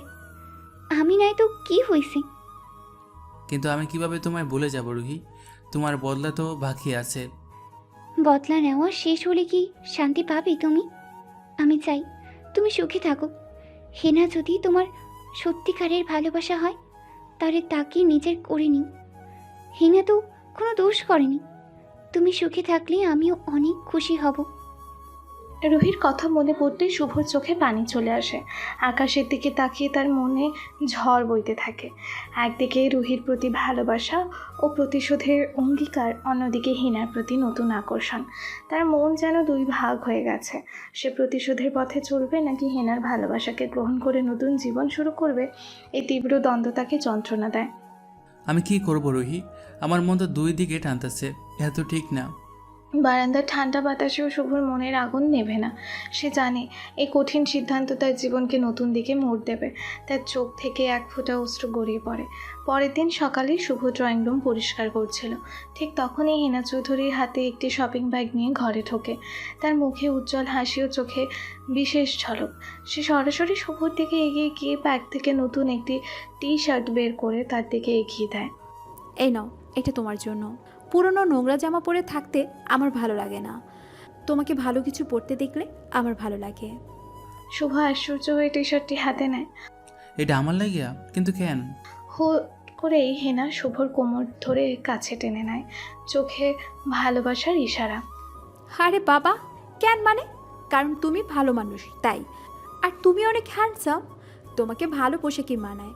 এটা তো শুধু একটা টি শার্ট না, এটা আমার পক্ষ থেকে ছোট্ট একটা উপহার। শুভ টি শার্টটা হাতে নেয়, তার চোখে কৃতজ্ঞতা আর এক অদ্ভুত অনুভূতি। হেনার চোখে একটা নরম ইশারা স্পষ্ট। শুভ জানে এটা শুধু একটা টি শার্ট নয়, এটা তার প্রতি হেনার ভালো লাগার এবং ভালোবাসার এক স্পষ্ট ইশারা। হেনা তার দিকে তাকিয়ে হাসছে। শুভ ধীর নরম গলায় বলে, ধন্যবাদ হেনা। হেনা শুভর মুখে নিজের নাম শুনে চমকে ওঠে। তার মুখে এক ঝলক খুশি। শুভই প্রথম তাকে ম্যাডাম না ডেকে তার নাম ধরে ডাকলো, যা তাদের সম্পর্ককে এক নতুন মোড় দিল। হেনা শুভকে আরও কাছে টেনে নিয়ে ফিসফিস করে বলে, শুভ, তুমি আমার জন্য খুব স্পেশাল। তুমি কি বুঝতে পারছো না? শুভ হেনার চোখের দিকে তাকিয়ে বলে, বুঝতে পারতাছি হেনা, সব বুঝতে পারতাছি, কিন্তু আর কিছু সময় পাবে তোমার সাথে জড়িয়ে রাখলে অন্য কিছু হয়ে যেতে পারে। মানে কি হতে পারে? এখন কি প্র্যাকটিক্যালি বুঝে দিব? এটা আবার কেমন কথা? মনে হইতেছে তুমি কিছুই জানো না, এমন ভাব নিতেছো যেন বাজা মাছ উল্টে খাইতে জানো না। প্র্যাকটিক্যালি করতে গেলে জায়গায় বদলাতে হইব, লিভিং রুমে লুকে দেখলে সমস্যা হইব। যা দুষ্ট। দুষ্টুমি তো বাড়াইতেছো, তাই বলতেছি চাইরা দাও। আমার খাম আছে, নাইলে তৃতীয় বিশ্বযুদ্ধ শুরু হয়ে যাইব। হেনা ছেড়ে দেয়। তাদের দুজনের মধ্যে একটা নীরবতা নেমে আসে। বাইরের ঝলমলে রোদের আলোয় তাদের এই মুহূর্তটা যেন আরও উজ্জ্বল হয়ে ওঠে। শুভ টি শার্টটা বুকে চেপে ধরে। তার মনে একটা নতুন আশা উকি দিচ্ছে। তার প্রতিশোধের আগুন কিছুটা স্মিত হয়ে হেনার ভালোবাসার নরম আলোয় জলজল হয়ে উঠছে। এই টি শার্টটা তার কাছে শুধু একটা কাপড় নয়, হেনার ভালোবাসার প্রতীক। 2 দিন পর ঢাকার নিরিবিলি রমনা পার্কে রাত নেমেছে। পার্কের মৃদু আলো আর ঝেঁঝি পোকার শব্দে এক স্নিগ্ধ পরিবেশ তৈরি হয়েছে। হেনা ও শুভ পাশাপাশি একটি বেঞ্চে বসে আছে। হেনা শুভকে জোর করে ঘুরতে এনেছে। তার চোখে অস্থিরতা ও সিদ্ধান্তহীনতা, যেন সে কিছু গভীর কথা বলতে চাইছে। শুভ চুপচাপ বসে থাকলেও সে জানে কিছু একটা ঘটতে চলেছে। এ সময় হেনা নিচু ও দৃঢ় গলায় বলে, শুভ, আমি জানি না কেন, কিন্তু তোমাকে আমার খুব ভালো লাগে। তুমি আমার থেকে অনেক আলাদা, আমাদের পরিবারও আলাদা, সব কিছু আলাদা, কিন্তু আমি তোমাকে খুব অনুভব করতে শুরু করেছি। তোমার পাশে থাকলে আমার কেমন একটা শান্তি লাগে, যা আমি আর কারো কাছে পাই না। শুভ হেনার কথা শুনে চমকে ওঠে। সে নীরব থাকে। তার মন যেন মুহূর্তে দুলছে। তার চোখে একটা মিশ্র অনুভূতি। একপাশে হেনার প্রতি এক অদ্ভুত টান, আর একপাশে প্রতিশোধের এক নীরব প্রতীক্ষা। হেনা ধীরে ধীরে শুভর হাত ধরে। তার হাতের উষ্ণ স্পর্শে শুভ যেন কেঁপে ওঠে। হেনা শুভর হাতের উপর হাত রেখে তার চোখে তাকিয়ে বলে, তুমি কি আমাকে অনুভব করো না শুভ? তোমার মনে কি আমার জন্য কিচ্ছু নেই? আমি জানি তুমি আমাকে সম্মান করো, কিন্তু আমি ভালোবাসা চাই শুভ। তোমার কাছ থেকে ভালোবাসা চাই, তোমার সেই যত্নগুলো চাই। শুভ হেনার চোখে চোখ রাখে। তার চোখে এক শূন্যতা দেখা যায়, যেন তার ভেতরের কষ্টটা তার চোখ দিয়ে বেরিয়ে আসতে চাইছে। সে কিছুক্ষণ নীরব থাকে। তার মন যেন অতীতের গভীরে ডুবে গেছে। হেনা তার উত্তরের জন্য অধীর আগ্রহে অপেক্ষা করছে। আমার জীবনটা একখান ভাঙা পাথরের মতো, এই পথে সুখ নাই, খালি কষ্ট আছে। আমার ভালোবাসলে খালি কষ্ট পাবে না, আমি এটা চাই না। হেনা শুভর হাতটা আরও শক্ত করে ধরে। তোমার কিছু কষ্ট আমাকে দাও না শুভ, আমি তোমার কষ্ট ভাগ করে নিতে চাই। তুমি কি আমাকে বিশ্বাস করো না? আমি জানি তুমি কিছু লুকাচ্ছ, কিন্তু আমি সবটা জানতে চাই। আমি তোমার পাশে থাকতে চাই। বিশ্বাস বিশ্বাস তো আমি করুম না, কিন্তু আমি তোমার জীবনটা নষ্ট করতে চাই না। আমার জীবনের যে দিকটা আছে সেইটা তোমার লাগে না। আমার জীবন নষ্ট হবে না শুভ, আমি তোমাকে চাই। তুমি যদি আমাকে একটুও ভালোবাসো তাহলে বলো, আমি তোমার মুখের কথা শুনতে চাই। শুভ হেনার হাত ধরে। তার মনে রুহির কথা ঘুরপাক খাচ্ছে। তার চোখে প্রতিশোধের আগুনটা যেন হেনার ভালোবাসার কাছে কিছুটা ম্লান হয়ে আসছে। প্লিজ শুভ, বলো তোমার কি আমাকে ভালো লাগে না? শুভ হেনার দিকে তাকিয়ে থাকে। তার মন জানে এই মুহূর্তে সত্যটা বলা সম্ভব নয়। সে একটা গভীর দ্বিধায় ভোগে। আমি চিন্তা করে দেখব, একটু সময় দাও। আমার ধৈর্য শক্তি কম শুভ। শুভ নিশ্চুপ। এই নীরবতা যেন তাদের দুজনের মাঝে এক নতুন দেয়াল তৈরি করে। পার্কের ঠান্ডা বাতাস বইছে আর তাদের সম্পর্ক এক নতুন মোড়ে এসে দাঁড়িয়েছে। সকালবেলায় চৌধুরী ভিলার ড্রয়িং রুমে থমথমে পরিবেশ। মিস্টার চৌধুরী চিন্তিত মুখে সোফায় বসে আছেন, হাতে ফোন। তার কপালে স্পষ্ট চিন্তার ভাঁজ। তিনি ফোনটা কানে ধরে আছেন, তার গলা থেকে স্পষ্ট বোঝা যাচ্ছে তিনি বেশ চাপের মধ্যেই আছেন। পুলিশ কমিশনারের সাথে তার কথোপকথন চলছে, যা থেকে বোঝা যায় সাম্প্রতিক হত্যাকাণ্ডগুলো তাকে চরম অস্বস্তিতে ফেলেছে। পুলিশ কমিশনের ফোনে শীতল ও গম্ভীর কণ্ঠে বলেন, মিস্টার চৌধুরী, আমরা জানতে পেরেছি প্রথম ভিকটিম সেলিম মির্জার সাথে আপনার কিছু ব্যবসায়িক সম্পর্ক ছিল। আমাদের কাছে কিছু গোপন রেকর্ড আছে যেখানে আপনাদের লেনদেনের প্রমাণ দেখা যাচ্ছে। আমরা আপনার কিছু লেনদেন ক্ষতি দেখেছি। আশা করি আপনি আমাদের সহযোগিতা করবেন।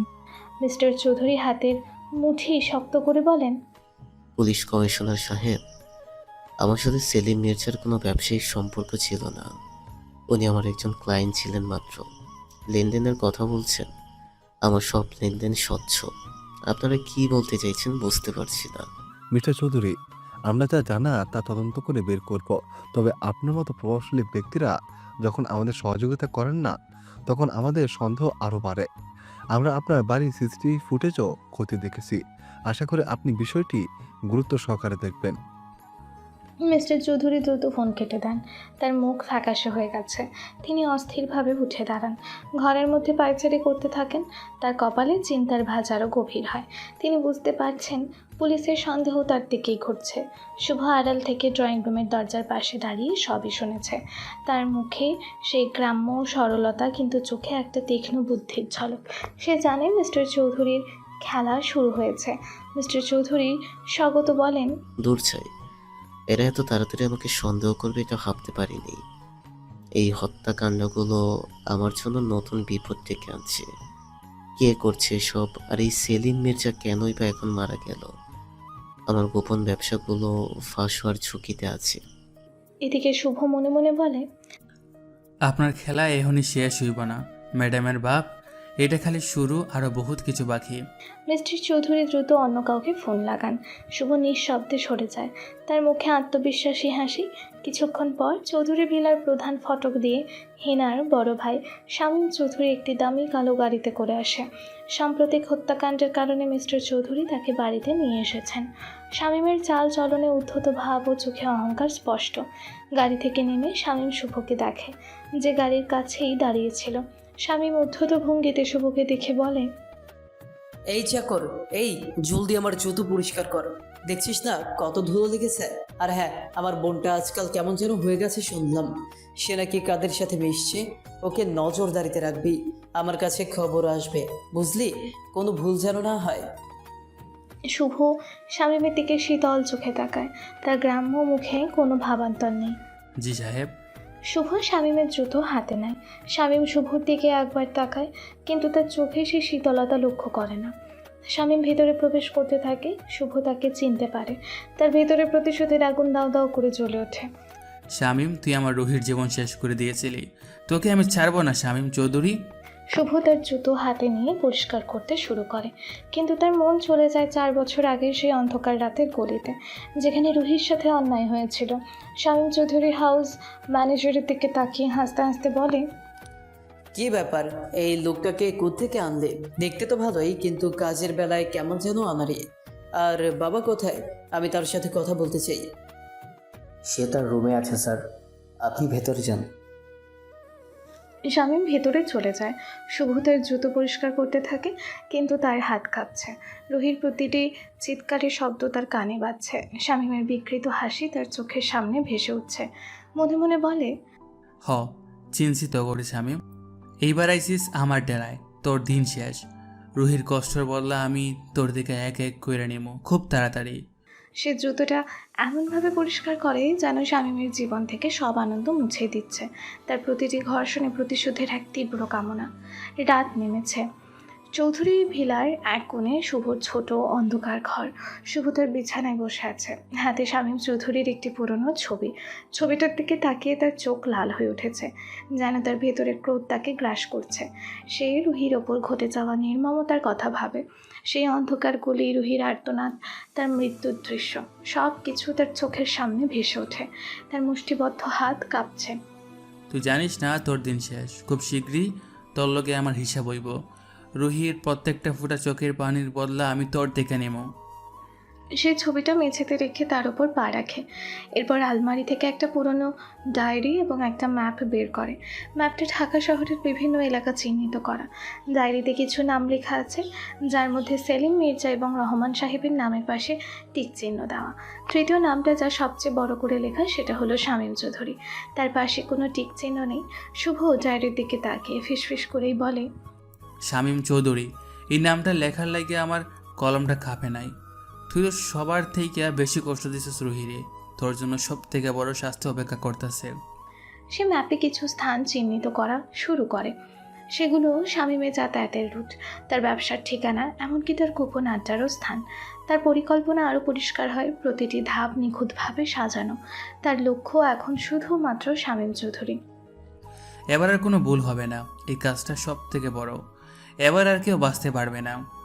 হেনার প্রতি নতুন অনুভূতিও শুভর প্রতিশোধের কাছে ম্লান হয়ে গেছে। ম্যাপ ও ডায়েরি গুছিয়ে রেখে কঠিন মুখে সে তার শেষ পরিকল্পনার ছক আঁকে। পরদিন সকালে মিস্টার চৌধুরী তার অভিজাত অফিসে বসে আছেন। তার মুখে স্পষ্ট ভয় ও হতাশা। তিনি বুঝতে পারছেন তার গোপন ব্যবসাগুলো ফাঁস হওয়ার ঝুঁকিতে আছে। গত সকালে পুলিশ কমিশনারের ফোন ও শামীমের আগমন তাকে আরও চিন্তিত করে তুলেছে। মনে মেঘ নিয়ে উত্তেজিত গলায় তিনি ফোনে কাউকে নির্দেশ দেন, যা করার জলদি করো, আমাকে আর কাউকে বিশ্বাস নেই। ওই ফাইলগুলো যেন আমার হাতেই থাকে। আর হ্যাঁ, যে ফাইলগুলো অন্য জায়গায় আছে সেগুলো এখন নিয়ে আয়। কোনোভাবেই যেন পুলিশের হাতে না যায়, আমার সব শেষ হয়ে যাবে। শুভ দূরে থেকে অফিসের দরজার দিকে দেখছে, কারণ অফিসের সিসি ক্যামেরা তার কাছে হ্যাক করা।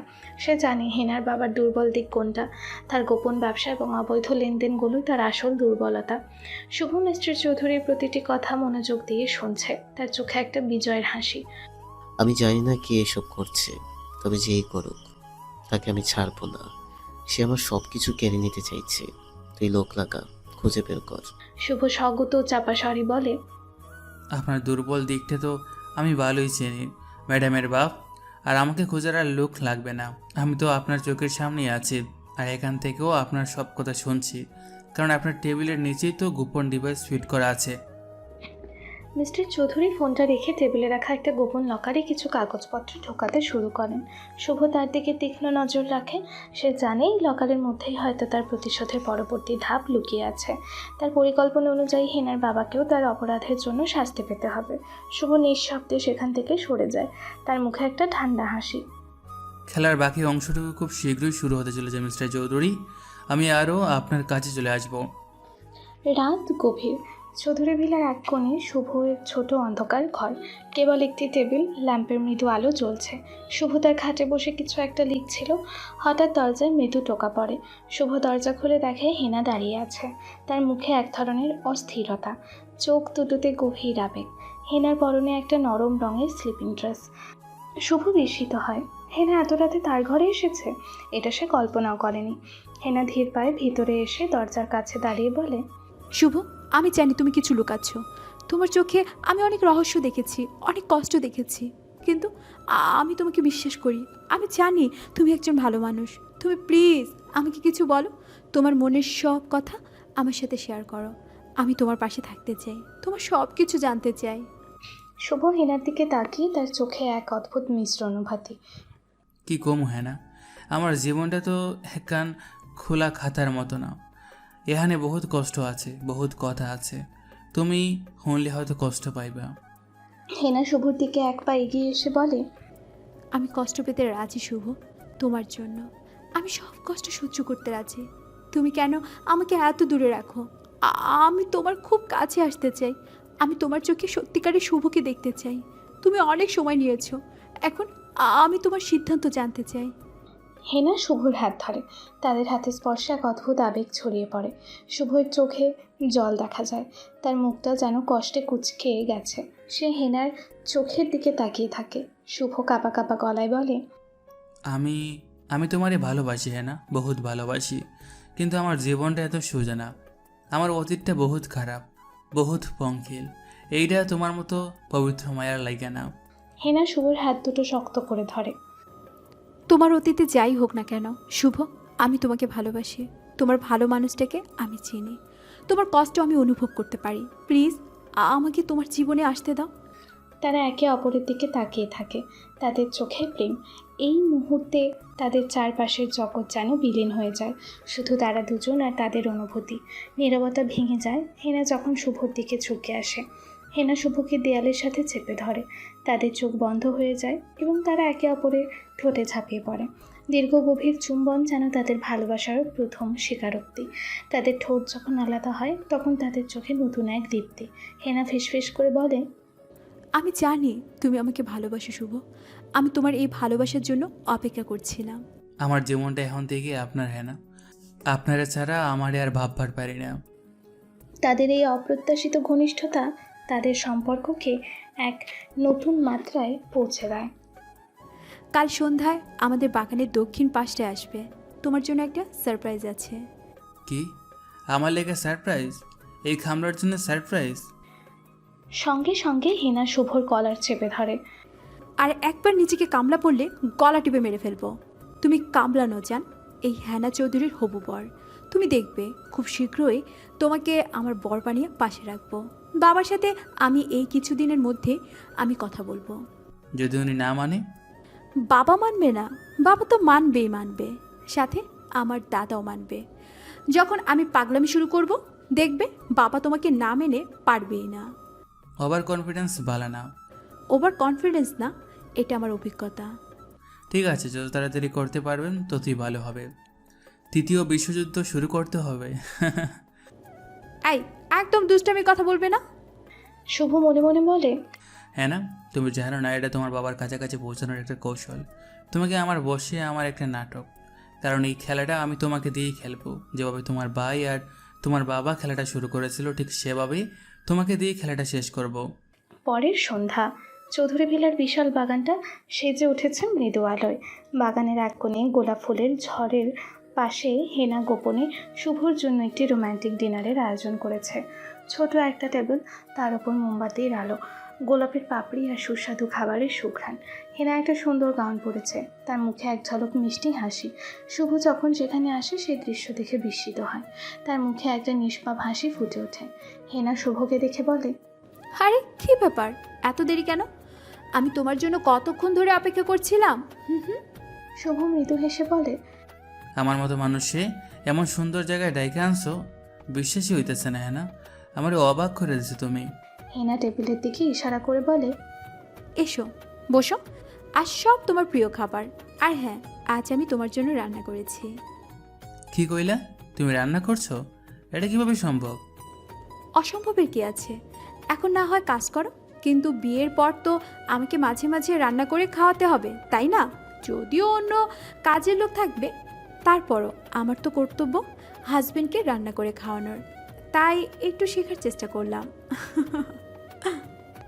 তুমি প্রথমে যতখানি অহংকারী ছিলা, এসব দেখে এখন মনে হইতেছে তার থেকেও বেশি সহানুভূতিশীল মাইয়া। তারা দুজন একসঙ্গে খেতে বসে। প্রথমবার তারা নিজেদের মধ্যকার দূরত্ব কমিয়ে দেয়, যেন কোনো সামাজিক ভেদাভেদ নেই। হেনা শুভর হাত ধরে। শুভ, তোমার সাথে থাকলে আমার মনে হয় আমি সব চিন্তা ভুলে যাই। তোমার কাছে আমি খুব নিরাপদ অনুভব করি। শুভ হেনার দিকে তাকিয়ে বলে, আমার কাছে তুমি সব থেকে বেশি নিরাপদ, হ্যাঁ না। আমি তোমারে কোনোদিনও কষ্ট দেব না। তারা একে অপরের দিকে তাকিয়ে হাসে। রাতের নীরবতা তাদের সম্পর্ককে আরও গভীর করে তোলে। মোমবাতির আলোয় তাদের মুখগুলো উজ্জ্বল দেখাচ্ছে।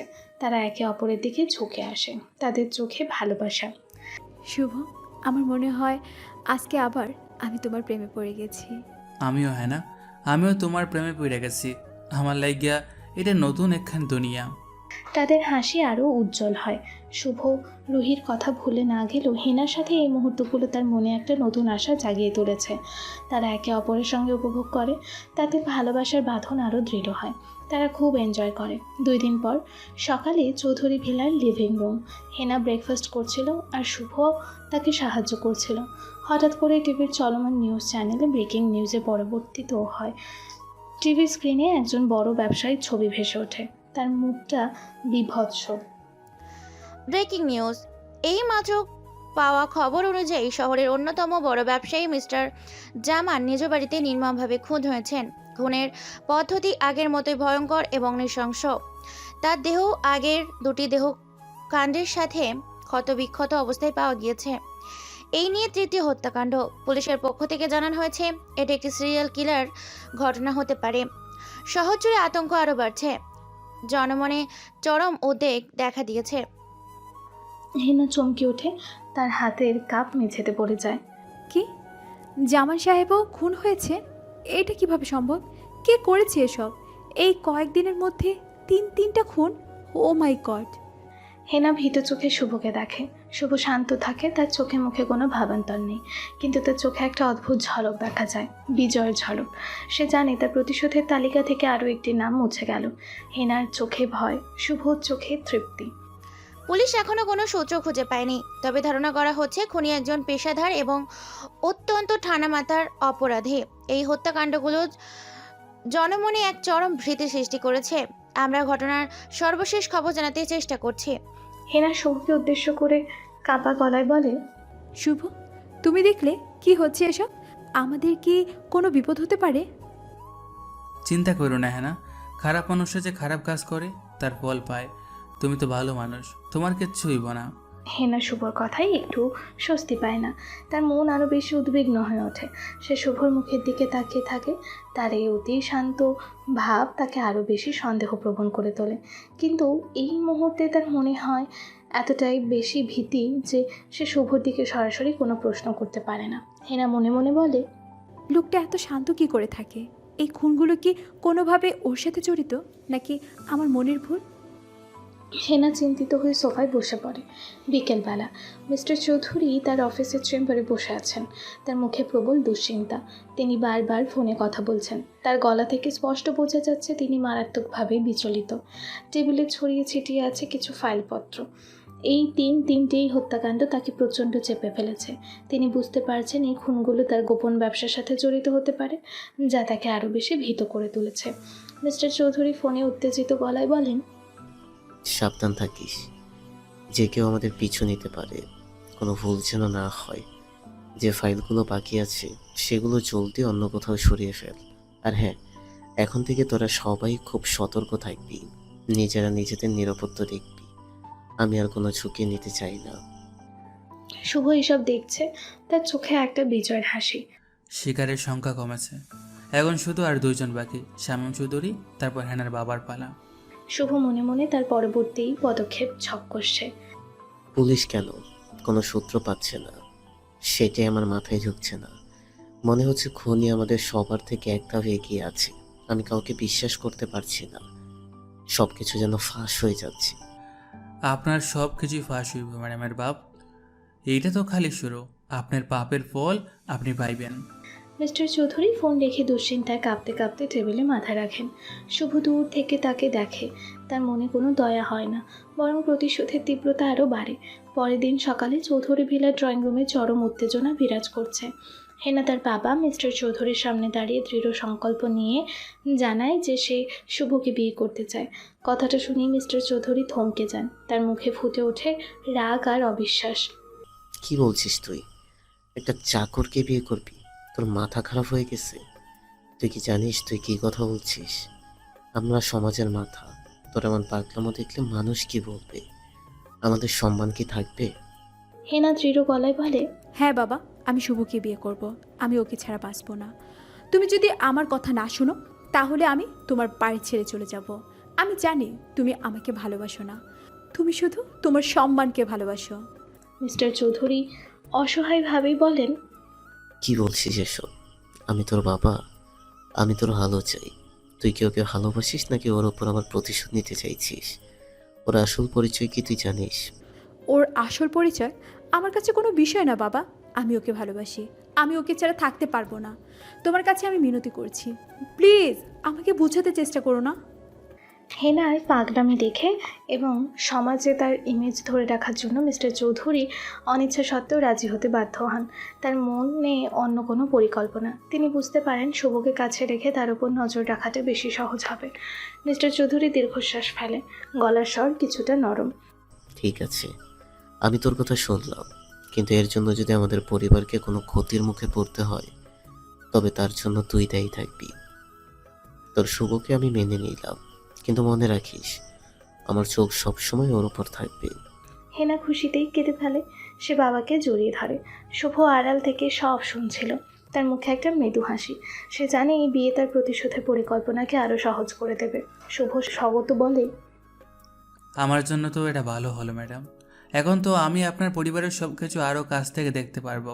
আপনার বাপের সব রহস্যের জট এখন আমি খুলবো। হেনা দ্রুত শুভর কাছে আসে। তার মুখে এক ঝলক আনন্দ। শুভ তার দিকে তাকিয়ে মৃদু হাসে। হেনা তার হাত ধরে বলে, শুভ, আমরা বিয়ে করছি, বাবা রাজি হয়ে গেছে। আমি বলেছিলাম না তোমাকে বাবা রাজি হবে? দেখলে তো, তুমি আমার সাথে থাকবে। আমি তোমাকে খুব ভালোবাসি। আমিও তোমারে ভালোবাসি হ্যাঁ, বহুত ভালোবাসি। আমিও বিয়ে করুম, কিন্তু আমার একটা শর্ত আছে। তোমার আবার কিসের শর্ত? বিয়ে করার পরে আমার 1 মাস সময় দিতে হইব। আরে নিও সময়, আগে বিয়েটা হতে দাও। তাদের চোখে নতুন স্বপ্ন থাকলেও শুভর মনে প্রতিশোধের আগুন জ্বল করছে। সে জানে এই বিয়ে তার প্রতিশোধের একটা অংশ মাত্র। বিয়ের পর রাতে সবাই ঘুমিয়ে পড়লে শুভ তার গোপন অভিযানে নামে। নিঃশব্দে সে হেনার বাবার বেডরুমে ঢুকে পড়ে। সেখানে মিস্টার চৌধুরীর ব্যক্তিগত ফাইল, ক্যাবিনেট থেকে ফাইল বের করে ল্যাপটপে ছবি তোলে। এরপর একটি পেন ড্রাইভ দিয়ে তার কম্পিউটার থেকে সব অবৈধ কার্যকলাপের প্রমাণ ডাউনলোড করে নেয়। আর দেরি নাই হ্যাঁ, তোমার বাপের মুখোশটা এখনই খুলে যাইব। সব পাপের বদলা এখন আমি নিমু। শুভ দ্রুত তার কাজ শেষ করে। তার ল্যাপটপে মিস্টার চৌধুরীর অবৈধ লেনদেন, বিভিন্ন মানুষের সাথে তার গোপন চুক্তি এবং তার সন্ত্রাসী কার্যকলাপের সব প্রমাণ এখন তার কাছে। সে ফাইলগুলো গুছিয়ে রাখে। এইবার তো তোমার কোনো রক্ষা নাই ম্যাডামের বাপ। এই ফাইলগুলো দিয়েই আমি তোমার শেষ করবো, তাও সেইটা তোমার মায়াকে দিয়ে। শুভ নিঃশব্দে ঘর থেকে বেরিয়ে আসে। তার মনে কোনো ভয় নেই। তার প্রতিশোধের খেলা শেষ হতে আর বেশি দেরি নেই। 2 দিন পরই বিকেলবেলা চৌধুরী ভিলার ড্রয়িং রুমে সবাই টিভি দেখছে। হিনা, মিস্টার চৌধুরী এবং শুভ। কাজী ডেকে নর্মালভাবেই তাদের বিয়ে হয়েছে। এটা শুভর আবদার। পরে নাকি জমজমাটভাবে বিয়ে করবে। হঠাৎ করেই চলমান নিউজ চ্যানেলে ব্রেকিং নিউজ দেখানো শুরু হয়। লাইভ টেলিকাস্ট হচ্ছে, যেখানে হেনার বড় ভাই শামীম চৌধুরীকে নির্মমভাবে খুন করা হচ্ছে। তার হাত পা বাঁধা। তাকে একটি বিশাল ভোল্টের কারেন্টের শক দিয়ে মারা হচ্ছে। শামীমের চিৎকার আর আর্তনাদ টিভিতে ভেসে আসছে। হেনার বাবা টিভি দেখে চিৎকার করে, আমার ছেলে, আমার শামীম, কে মারছে আমার ছেলেকে? এটা কি হচ্ছে? ও আল্লাহ, কি হচ্ছে এসব? মিস্টার চৌধুরী ভেঙে পড়েন। তিনি মাটিতে লুটিয়ে পড়েন। তার চোখে পানি, তার পুরো শরীর কাঁপছে। পুরো পরিবারে শোকের ছায়া নেমে আসে। হেনা হতবাক হয়ে যায়। তার চোখে জল। সে শুভর দিকে তাকায়। তার চোখে এক অদ্ভুত নীরবতা। শুভ শান্ত থাকে। তার চোখে মুখে কোনো ভাবান্তর নেই, কিন্তু তার ভেতরে প্রতিশোধের আগুন দাও দাও করে জ্বলছে। তার প্রতিশোধের তালিকা থেকে আরেকটি নাম কেটে গেল। দর্শক, আপনারা দেখছেন এইমাত্র লাইভ টেলিকাস্ট হচ্ছে। আমরা দেখতে পাচ্ছি কুখ্যাত সন্ত্রাসী শামীম চৌধুরীকে নির্মমভাবে খুন করা হচ্ছে। এটা এক ভয়ঙ্কর প্রতিশোধমূলক হত্যাকাণ্ড। পুলিশ এখনো কোনো সূত্র খুঁজে পায়নি। জনমনে চরম উদ্বেগ। এই ভিডিও সরাসরি ওখান থেকে আমাদের চ্যানেলে চালানো হচ্ছে। কে এর পেছনে কেউ বুঝতে পারছে না। হেনা কাঁপা কাঁপা হাতে শুভর দিকে তাকিয়ে থাকে। শুভর চোখে সেই নীরবতা। তার মনে এক অজানা ভয় কাজ করে। হেনা শুভর দিকে তাকিয়ে কাঁপা গলায় বলে, শুভ, তুমি দেখলে কি হচ্ছে এসব? আমার ভাই মারা গেছে। শুভ হেনার দিকে তাকিয়ে তার চোখে পানি মুছে দিয়ে, আমি জানি হ্যাঁ, আমি জানি আল্লাহ সব দেখতেছে। আল্লাহ সবার বিচার করব। শুভ ভেতরে ভেতরে হাসছে। তার প্রতিশোধের তালিকা থেকে আরেকটি নাম কেটে গেল। রুহির মৃত্যুর প্রতিশোধ প্রায় শেষে একজন বাদে। সে জানে শামীম চৌধুরী তার নির্মমতার ফল পেয়েছে। পুলিশকে খবর দাও, আমার ছেলেকে বাঁচাও, আমার ছেলে। কিন্তু শামীম চৌধুরীকে বাঁচানো সম্ভব হয় না। লাইভ টেলিকাস্টে তার মৃত্যু দেখা যায়। পুলিশি তদন্ত আরও জোরদার হয়। হেনা শুভর দিকে তাকিয়ে থাকে। তার মনে এক গভীর সন্দেহ দানা বাঁধতে শুরু করে। কিছুদিন পর শোকের রেশ এখনও কাটেনি। হেনা শোকে পাথর হয়ে গেছে। সে শুভকে লক্ষ্য করা শুরু করে। তার মনে সন্দেহ দানা বাঁধতে শুরু করে। শুভকে সে কোনোদিনও ভীত দেখেনি। তার শান্ত আচরণ হেনার মনে প্রশ্ন জাগায়।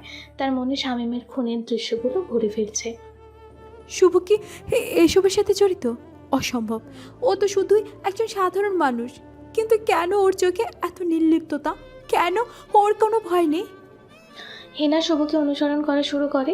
সে দেখে শুভ তার ঘরে বসে তার ল্যাপটপ নিয়ে কিছু একটা করছে। শুভ যখন ঘর থেকে বেরিয়ে যায়, হেনা তার ঘরে প্রবেশ করে। সে শুভর জিনিসপত্র খুঁজতে শুরু করে। তার চোখে পড়ে একটি গোপন ড্রয়ার। এই ড্রয়ারটা কেন লক করা? এখানে কি কিছু লুকানো আছে? হেনা ড্রয়ারটা খুলতে চেষ্টা করে, কিন্তু সেটা খুলতে পারে না। তার উদ্বেগ আরও বাড়ে। সে বুঝতে পারে শুভর মধ্যে এমন কিছু আছে যা সে এখনও জানে না। তার মন ও মস্তিষ্ক এখন শুভর রহস্যের জট খুলতেই ব্যস্ত। শুভ, তুমি কে? তুমি কি আমার থেকে কিছু লুকাচ্ছ? তুমি যদি আমার ভালোবাসার যোগ্য নাও হও, তাহলে আমি তোমাকে... হেনা ড্রয়ারটার দিকে তাকিয়ে থাকে। তার মনে এক সন্দেহ, তার মনে ভালোবাসার প্রতিশোধের মাঝে এক দ্বন্দ্ব শুরু হয়। শুভ কি সত্যি আমার প্রেমিক, নাকি সে আমার পরিবারের সর্বনাশ করতে এসেছে?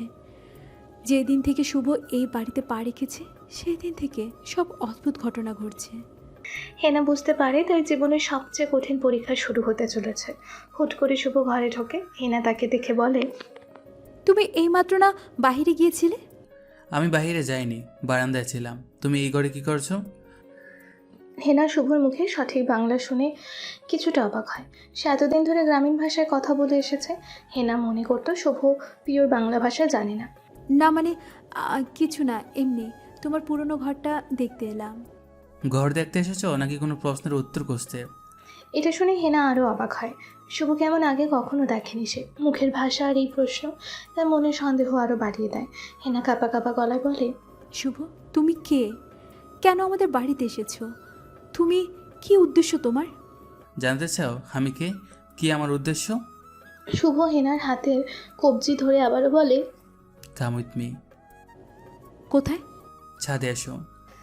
শুভ তাকে ছাদে নিয়ে গিয়ে হেনাকে একটা চেয়ারে বসায়। সে নিজেও একটা চেয়ারে বসে বলে, ভালো করে বসো হ্যানা, আজ তোমাকে এমন গল্প শোনাবো যেটা শোনার পর তোমার অন্তর কেঁপে উঠবে।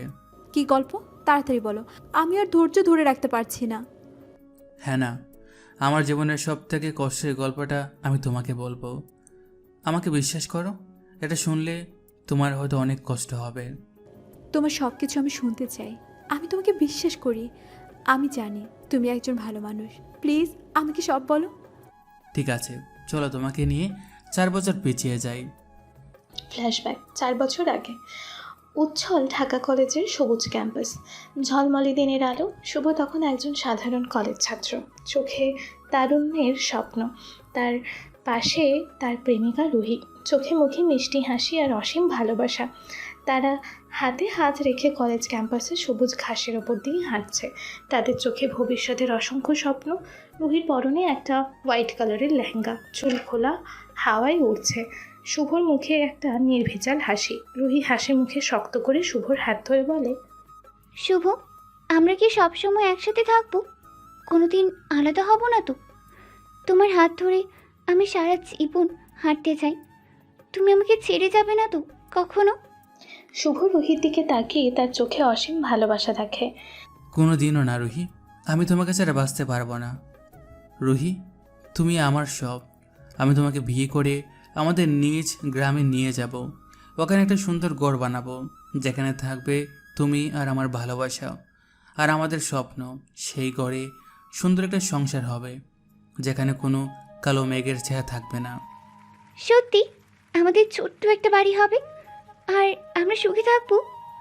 আমাদের ছেলে মেয়ে হবে, তারা আমাদের মতো হবে। হে রুহি, সত্যি বলছি। আর তুমি হবে আমার রানী। আমি তোমায় কোনোদিনও কষ্ট দিব না। পৃথিবীর সমস্ত সুখ তোমার হাতে এনে দেব। তোমার হাত আমি কোনোদিনও ছাড়ব না।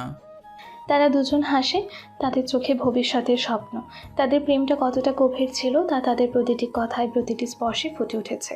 ক্যাম্পাসের কোলাহল, বন্ধুদের আড্ডা, সব কিছুকে ছাপিয়ে তাদের ভালোবাসা যেন এক অন্য মাত্রা পায়। তারা একটা গাছের নিচে বসে, বাতাসে উড়ায়। শুভ রুহির চুল ঠিক করে দেয়। শুভ, তোমার এই হাসিটা আমার খুব ভালো লাগে। তুমি সবসময় এমন হাসবে, ঠিক আছে? আমি তোমার এই হাসির জন্য সব করতে পারি। তুমি আমার সাথে থাকলেই আমি সব সময় হাসবো রুহি। তাদের সরল প্রেম ভবিষ্যৎ নিয়ে আশায় পূর্ণ ছিল, কিন্তু তারা জানতো না এক ভয়ঙ্কর বিপদ অপেক্ষা করছে। কিছুদিন পর ঢাকার এক অন্ধকার গলিতে রুহি টিউশনি থেকে ফিরছিল। হঠাৎ একটি কালো গাড়ি এসে থামে এবং ৩-৪ জন লোক নেমে আসে। তাদের বিকৃত হাসির মধ্যে একজন ছিল হেনা চৌধুরীর বড় ভাই শামীম চৌধুরী। রুহিকে উদ্দেশ্য করে শামীম হাসি মুখে বলে, রুহি, কোথায় যাচ্ছিস সুন্দরী? চল আমার সাথে, একটু আনন্দ করবি। এত তারা কিসের? এত সুন্দর একটা মেয়ে একা একা যাচ্ছে, এটা তো হতে পারে না। ছি, কি বলছেন এসব? লজ্জা করে না? আপনার বসার কি মা বোন নেই? মা বোন তো আছেই, কিন্তু তোর মতো সুন্দরী মেয়ের সাথে শোয়ার মতো মেয়ে নেই। চল না, আজ আমার সাথে রাত কাটাবি। প্রয়োজনে টাকা পাবি, বড় অঙ্কের টাকা। চিন্তা করিস না, পুষিয়ে দিব। আমার টাকার কোনো প্রয়োজন নেই, প্লিজ আমাকে যেতে দিন। আরে যাবি তো, আগে আমার সাথে রাত কাটা, তারপর যাবি। তাড়াতাড়ি চল, সময় নষ্ট না করে। তোর ফিগার দেখে আমার আর সইছে না, আয় তাড়াতাড়ি। রুহি ভয়ে পিছিয়ে গিয়ে চিৎকার করে। ছেড়ে দিন আমাকে, দূর হন প্লিজ, আমি চিৎকার করব। শামীম রুহির হাত ধরে টানে। রুহি তার গালে সজোর একটা চড় মারে। শামীমের চোখ মুহূর্তে লাল হয়ে যায়, তার মুখে বিকৃত হাসি। শামীম চৌধুরী চিৎকার করে বলে, কি, তুই আমাকে চর মারলি? তোর এত বড় সাহস? তোর মতো একটা সাধারণ মেয়ে আমার মতো মানুষকে চর মারে? আজ তোকে আমি দেখিয়ে দিব আমার ক্ষমতা কতটা। এরপর শামীম চৌধুরী এবং তার সঙ্গীরা রুহিকে নির্মমভাবে আক্রমণ করে। জানোয়ারের মতো রুহির ওপর ঝাঁপিয়ে পড়ে। রুহি প্রাণপণে চিৎকার করে, কিন্তু তার চিৎকার অন্ধকার গলির নীরবতায় হারিয়ে যায়। তার করুণ চিৎকার ভেসে আসে, যা বর্তমানে শুভর কানে বাজছে। তার স্মৃতিতে প্রতিটি শব্দ জীবন্ত হয়ে ফিরে আসছে। রুহির আর্তনাদ, তার কষ্ট, সব কিছু শুভর মনে এখনও গভীর ক্ষত সৃষ্টি করে আছে। রুহি চিৎকার করে, বলে, আল্লাহ, আল্লাহ বাঁচাও, শুভ, শুভ, আমাকে বাঁচাও। গলির পাশে থাকা আবর্জনা স্তূপ, নোংরা পরিবেশ, সব কিছু রুহির কষ্টের সাক্ষী হয়ে থাকে। তার পরনে সাদা কার ছিঁড়ে যায়। রুহির প্রতিটি ফোঁটা অশ্রু, প্রতিটি চিৎকার শুভর মনে প্রতিশোধের আগুন আরও তীব্র করে তোলে। এই নির্মম দৃশ্যই শুভর জীবনের মোড় ঘুরিয়ে দিয়েছিল। গলির নির্মমতার পর রুহি কোনো মতে কাঁদতে কাঁদতে তার ছোট টিন শেডের বাসায় ফিরে আসে। তার শরীর ক্ষতবিক্ষত, মন বিধ্বস্ত। তার চোখের পানি থামছে না। সে জানে তার জীবনের সব কিছু শেষ হয়ে গেছে। হাতে ফোন নিয়ে কাঁপা কাঁপা হাতে সে শুভকে একটা মেসেজ পাঠায়। ভালো থেকো শুভ, আমার জন্য কেঁদো না, I love you so much. মেসেজটা পাঠিয়ে রুহি ঘুমের ওষুধের পুরো পাতা খেয়ে বিছানায় লুটিয়ে পড়ে। তার হাত থেকে ফোনটা মেঝেতে পড়ে যায়। মেসেজ পেয়ে শুভ চমকে ওঠে এবং কিছু একটা খারাপ হয়েছে বুঝে রুহির বাসার দিকে ছুটে যায়। সেখানে পৌঁছে সে দেখে রুহি অজ্ঞান হয়ে বিছানায় পড়ে আছে এবং তার শরীর ঠান্ডা হয়ে আসছে। শুভ রুহিকে ধরে কাপা গলায় বলে, রুহি, এই রুহি, কি হয়েছে তোমার? চোখ খুলো, চোখ খুলো রুহি। সে দ্রুত তাকে কোলে তুলে হাসপাতালে নিয়ে যায়। হাসপাতালের করিডোরে শুভ অস্থিরভাবে পায়চারি করছে। তার চোখে পানি। রুহিকে বাঁচানোর জন্য সে আল্লাহর কাছে প্রার্থনা করছে। অনেকক্ষণ পর ডাক্তার বেরিয়ে এসে জানান, রোগী বিপদমুক্ত, কিন্তু শারীরিক ও মানসিক আঘাত গুরুতর। তার উপর অনেক নির্যাতন হয়েছে। রুহির জ্ঞান ফিরলে শুভ তার পাশে বসে রুহি কাঁপা কাঁপা গলায় সবটা বলে। শামীম চৌধুরী এবং তার সঙ্গীদের নির্মমতার কথা। শুভর ভেতরটা যেন ভেঙে টুকরো টুকরো হয়ে যায়। তার চোখে প্রতিশোধের আগুন জ্বলে ওঠে। সে রুহির হাত ধরে সান্ত্বনা দেয়, তার চোখের পানি মুছে দেয়। শুভ রুহির হাত ধরে বলে, আমি আছি রুহি, আমি সব ঠিক করে দেব। ওরা শাস্তি পাবে, তুমি চিন্তা করো না রুহি। আমার আর কিচ্ছু চাই না শুভ, আমার জীবন শেষ, আমাকে মরে যেতে দাও শুভ। না রুহি, আমি তোমাকে বাঁচাবই, তুমি আমার জন্য বাঁচবে। আমি তোমাকে ছাড়া থাকতে পারবো না। কিন্তু রুহি শুভর কথা শুনতে চায় না। তার চোখ দিয়ে শুধু পানি ঝরছে। না শুভ, আমি আর বাঁচতে চাই না, আমার কিছুই আর পবিত্র রইল না। তোমাকে দেওয়ার মতো আমার কিছুই নেই। আমার মতো একটা অপবিত্রা মেয়ে তোমার জীবনে যেতে চাই না। না রুহি, আমি তোমাকে খুব ভালোবাসি। চলো আমরা পুলিশ স্টেশনে যাই, আইনি ব্যবস্থা নিয়ে নিব আমরা। পরের দিন সন্ধ্যায় ঢাকার একটা ব্যস্ত থানা চত্বরে শুভ রফিককে জোর করে নিয়ে আসে। রুহি ও শুভ এক কোণে উদ্বিগ্ন হয়ে দাঁড়িয়ে আছে। শুভ পুলিশের কাছে শামীম চৌধুরী ও তার সঙ্গীতের বিরুদ্ধে অভিযোগ দায়ের করে। থানার ভেতর থেকে একজন পুলিশ অফিসার বেরিয়ে আসে, তাদের আশ্বস্ত করে এবং রুহিকে কিছু কাগজপত্র সই করতে দেয়। মেয়ে, তুমি সঠিক কাজ করেছ। আমরা এই কেসটা দেখব। তোমরা এখন বাড়ি যাও, আমাদের উপর ভরসা রাখো। শুভ এবং রুহি থানা থেকে বের হয়ে আসে। অফিসার তখন দ্রুত তার মোবাইল ফোন বের করে মিস্টার চৌধুরীকে ফোন করে। স্যার, আপনার ছেলের বিরুদ্ধে একটা কেস এসেছে। রুহি নামের একটা মেয়ে শামীমের নামে অভিযোগ করেছে। আমি কেসটা নিয়েছি, কিন্তু আমার হাতে আর কিছু নেই। এখন যা করার আপনি করুন। কি বলছিস? আমার ছেলের নামে কেস? ঠিক আছে, আমি দেখছি। ওরা এইমাত্র থানা থেকে বের হয়েছে, যা করে তাড়াতাড়ি করুন। বলেই অফিসার কল রেখে দেয়। মিস্টার চৌধুরী তার ছেলে শামীমকে কল করেন। শামীম সবেমাত্র নাইট ক্লাবে ঢুকে মেয়েদের সাথে মগ্ন হয়েছে। তার ফোনে বাবার কল দেখে সে রিসিভ করে। হ্যালো হ্যালো ড্যাড, কি হয়েছে? কি হয়নি তাই বল। কি করেছিস তুই? আমি আবার কি করলাম? রুহি নামের মেয়ের সাথে কি করেছিস? আর বলো না বাবা, মেয়েটিকে ভালোই ভালোই বলেছিলাম যে আমার সাথে চল। তুমি বলেছিলে না যে মেক্সিকোতে নতুন ডিলারের সাথে তোমার ডিল হয়েছিল 10 জন মেয়ে লাগে, সেটারই তো ব্যবস্থা করছিলাম। যখন বললাম আমার সাথে চল, তখন মেয়েটি আমার গালে চড় মেরে দিয়েছিল। আর তুমি তো জানোই আমার রাগ উঠে গেলে কি হয়।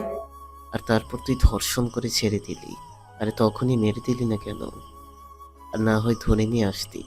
তুমি তো বলেছিলে সব ফ্রেশ মেয়ে দরকার, তাই আমি আর এত কিছু ভাবিনি। আর এখন তোর এই ভাবনাটাই আমাদের বিপদ ডেকে আনতে চলেছে। শোন, অফিসার আমাকে বলেছে ওই মেয়ে আর তার বয়ফ্রেন্ড এইমাত্রই থানা থেকে বেরিয়েছে। আমি আর কোনো ঝামেলা চাই না। আমার ইমেজ নষ্ট হওয়ার আগেই ওদের মুখ বন্ধ করে দিই চিরকালের জন্য। Okay dad. বলেই শামীম কল কেটে দিয়ে সে দ্রুত তার লোকজনকে ডেকে পাঠায়। তার লোকেদের উত্তেজিত গলায় বলে, তোরা জলদি যা, এই রুহি আর শুভকে থামিয়ে দে, ওদেরকে শেষ করে দেয়।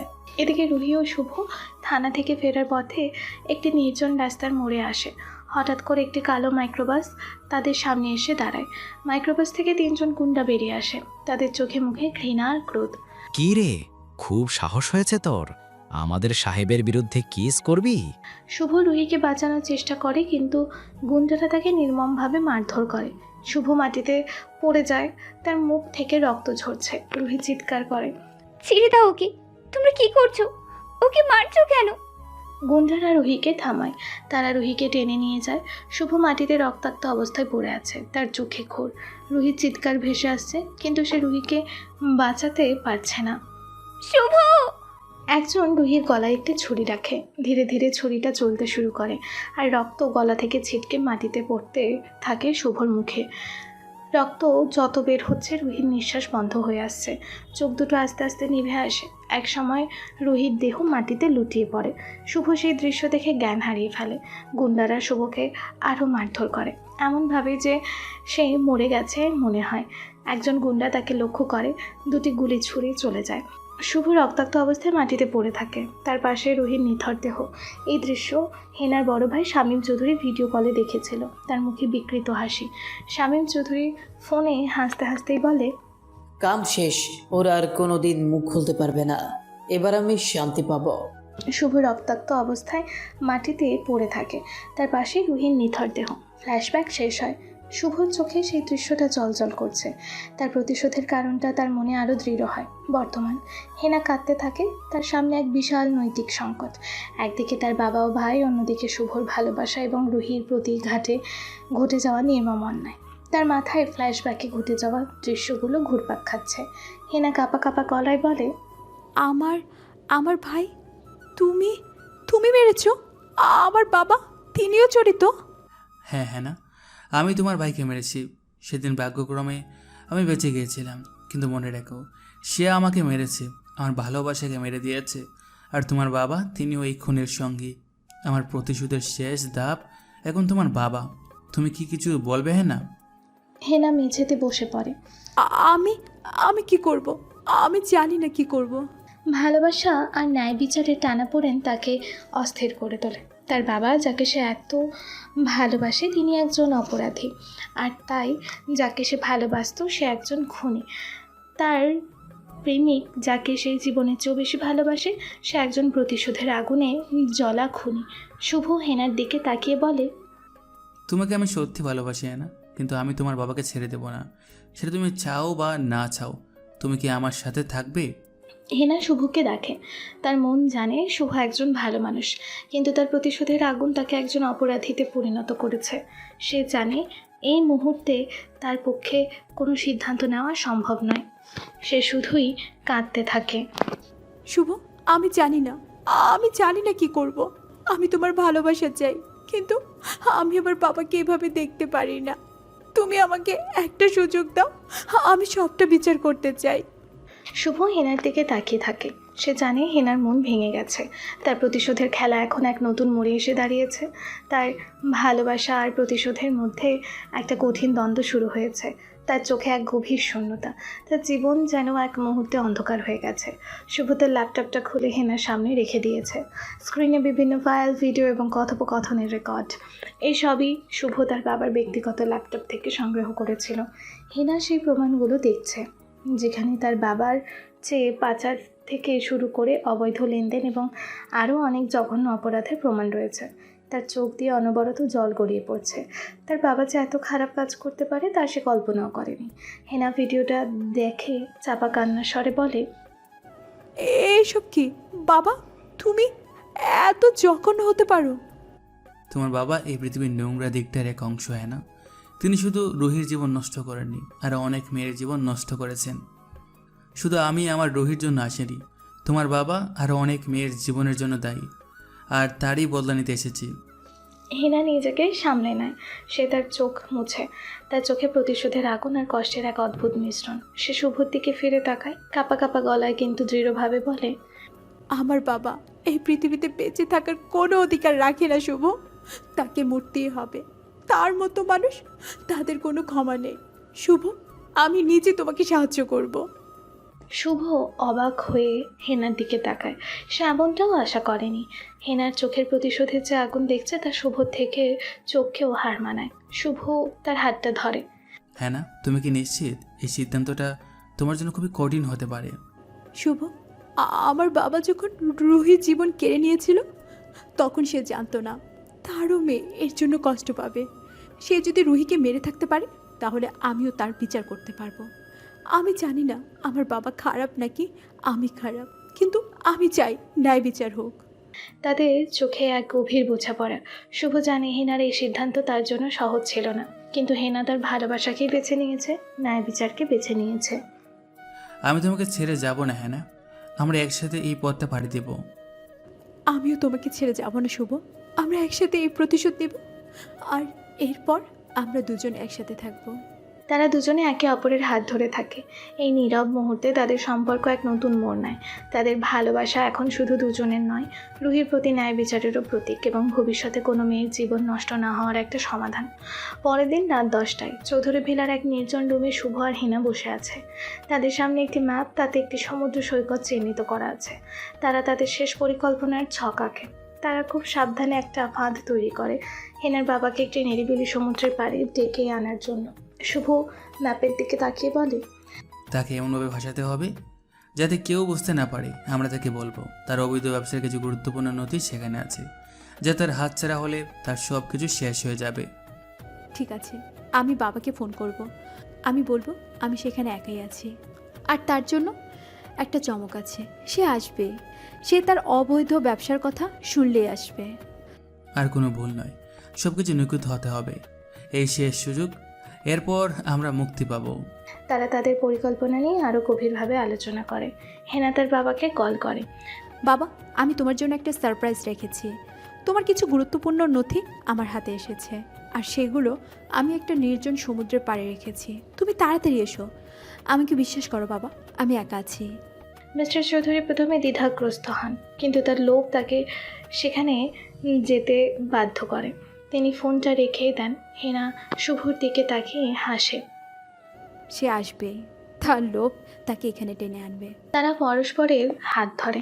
তাদের মধ্যে এক অদম্য শক্তি, তাদের এই দৃঢ়তা তাদের ভালোবাসারই প্রতীক।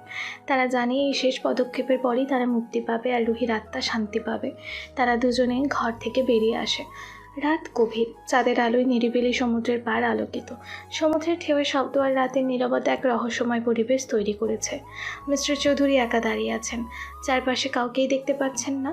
তিনি উদ্বিগ্নভাবে চারিদিকে তাকিয়ে আছেন।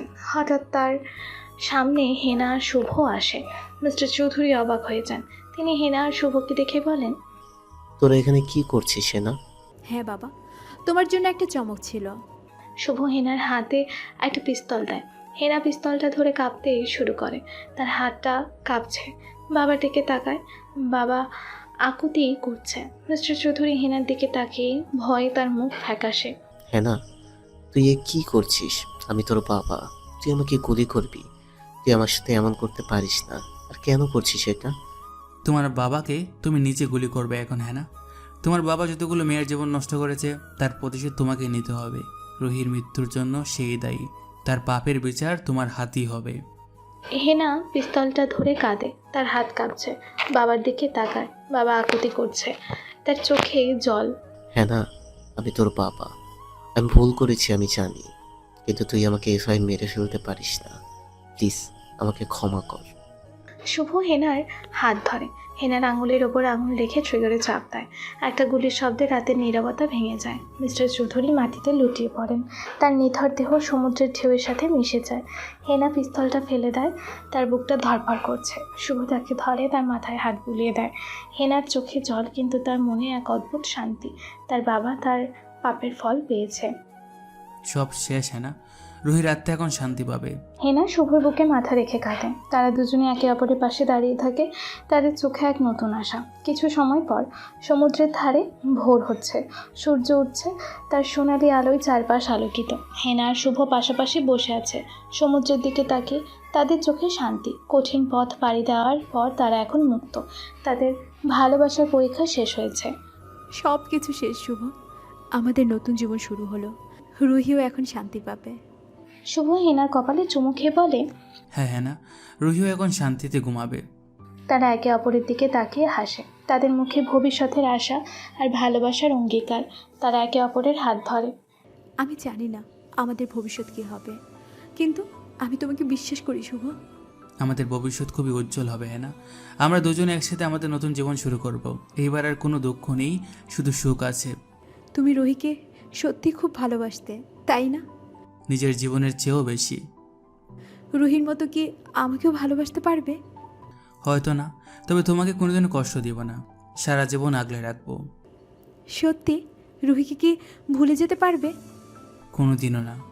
আমিও চাই তাকে তুমি যেন কোনো দিন ভুলে না যাও। তুমিও এটা চাইছো?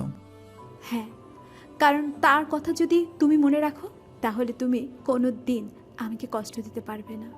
আমাকে কষ্ট দেওয়ার সময় আশা করি অবশ্যই রুহির কষ্টের কথা তোমার মনে পড়বে। তাই নাকি? তুমি তো দেখছি খুব চালাক হয়ে গেছো। হেনা শুভকে হালকা ধাক্কা দিয়ে হাসি মুখে বলে, চালাকি তোমার থেকে তো শিখেছি পাগল। I love you. I love you too my serial killer husband. এক সপ্তাহ পর রাতে চৌধুরী ভিলার ছাদে একা দাঁড়িয়ে আছে শুভ। হালকা বাতাসে শো শো শব্দ, তার চোখে এক অদ্ভুত শূন্যতা। সে আকাশের দিকে তাকিয়ে আছে। আকাশে আজ লক্ষ লক্ষ তারা জ্বলজ্বল করছে, যেন রুহি তার দিকে তাকিয়ে আছে। শুভ রুহিকে ডাকে, রুহি, আমি কি ঠিক করলাম? আমি হেনার সাথে থেকে গেলাম, তোমার বললা তো আমি নিয়েছি, কিন্তু আমি কি ঠিক করলাম? তুমি কি আমারে ক্ষমা করতে পারবে রুহি? হালকা বাতাসের শব্দে যেন রুহির সুমধুর সুর ভেসে আসে, তার মুখে সেই একই মিষ্টি হাসি। রুহি কথা বলতে শুরু করে, শুভ, তুমি কোনো ভুল করনি। তোমার বদলা শেষ হয়েছে। আমি অনেক সুখে আছি। কিন্তু হ্যাঁ না, আমি ওকে ভালোবাসি। আমি তাকে ভালোবাসার জন্য কি তুমি আমাকে ক্ষমা করবে? তুমি কি এখন হ্যাপি রুহি? হ্যাঁ শুভ, আমি অনেক খুশি। আমি চেয়েছিলাম তুমি তোমার জীবনটা নতুন করে শুরু করো। তুমি হেনারে ভালোবেসে ভালো কাজ করেছো। ওকে তুমি অনেক ভালোবাসা দিও, যদি পারো আমার থেকেও বেশি। রুহির কণ্ঠস্বর ধীরে ধীরে ম্লান হয়ে যায়। রুহি, তুমি কোথায় গেলে? আমাকে বলো, আমি কি এটা ঠিক করেছি? তুমি যা করছো তাই ঠিক। হেনাকে নিজের করে রাখো, সেই তোমাকে অনেক ভালোবাসে। তুমি যদি হেনাকে কষ্ট দাও তাহলে আমিও কষ্ট পাবো। আমি অনেক হ্যাপি শুভ, তুমি ভালো থেকো, অনেক ভালো থেকো শুভ। শুভ আকাশের দিকে তাকিয়ে থাকে। সে বুঝতে পারে রুহি তাকে ক্ষমা করে দিয়েছে। তার চোখে এক ফোঁটা জল গড়িয়ে পড়ে। রুহির কণ্ঠস্বর আর শোনা যায় না। শুভ আকাশের দিকে তাকিয়ে এক নতুন দিনের স্বপ্ন দেখে, যেখানে ভালোবাসা আর শান্তির রাজত্ব। সে রুহিকে মনে মনে ধন্যবাদ জানায় আর হেনার দিকে এগিয়ে যায়।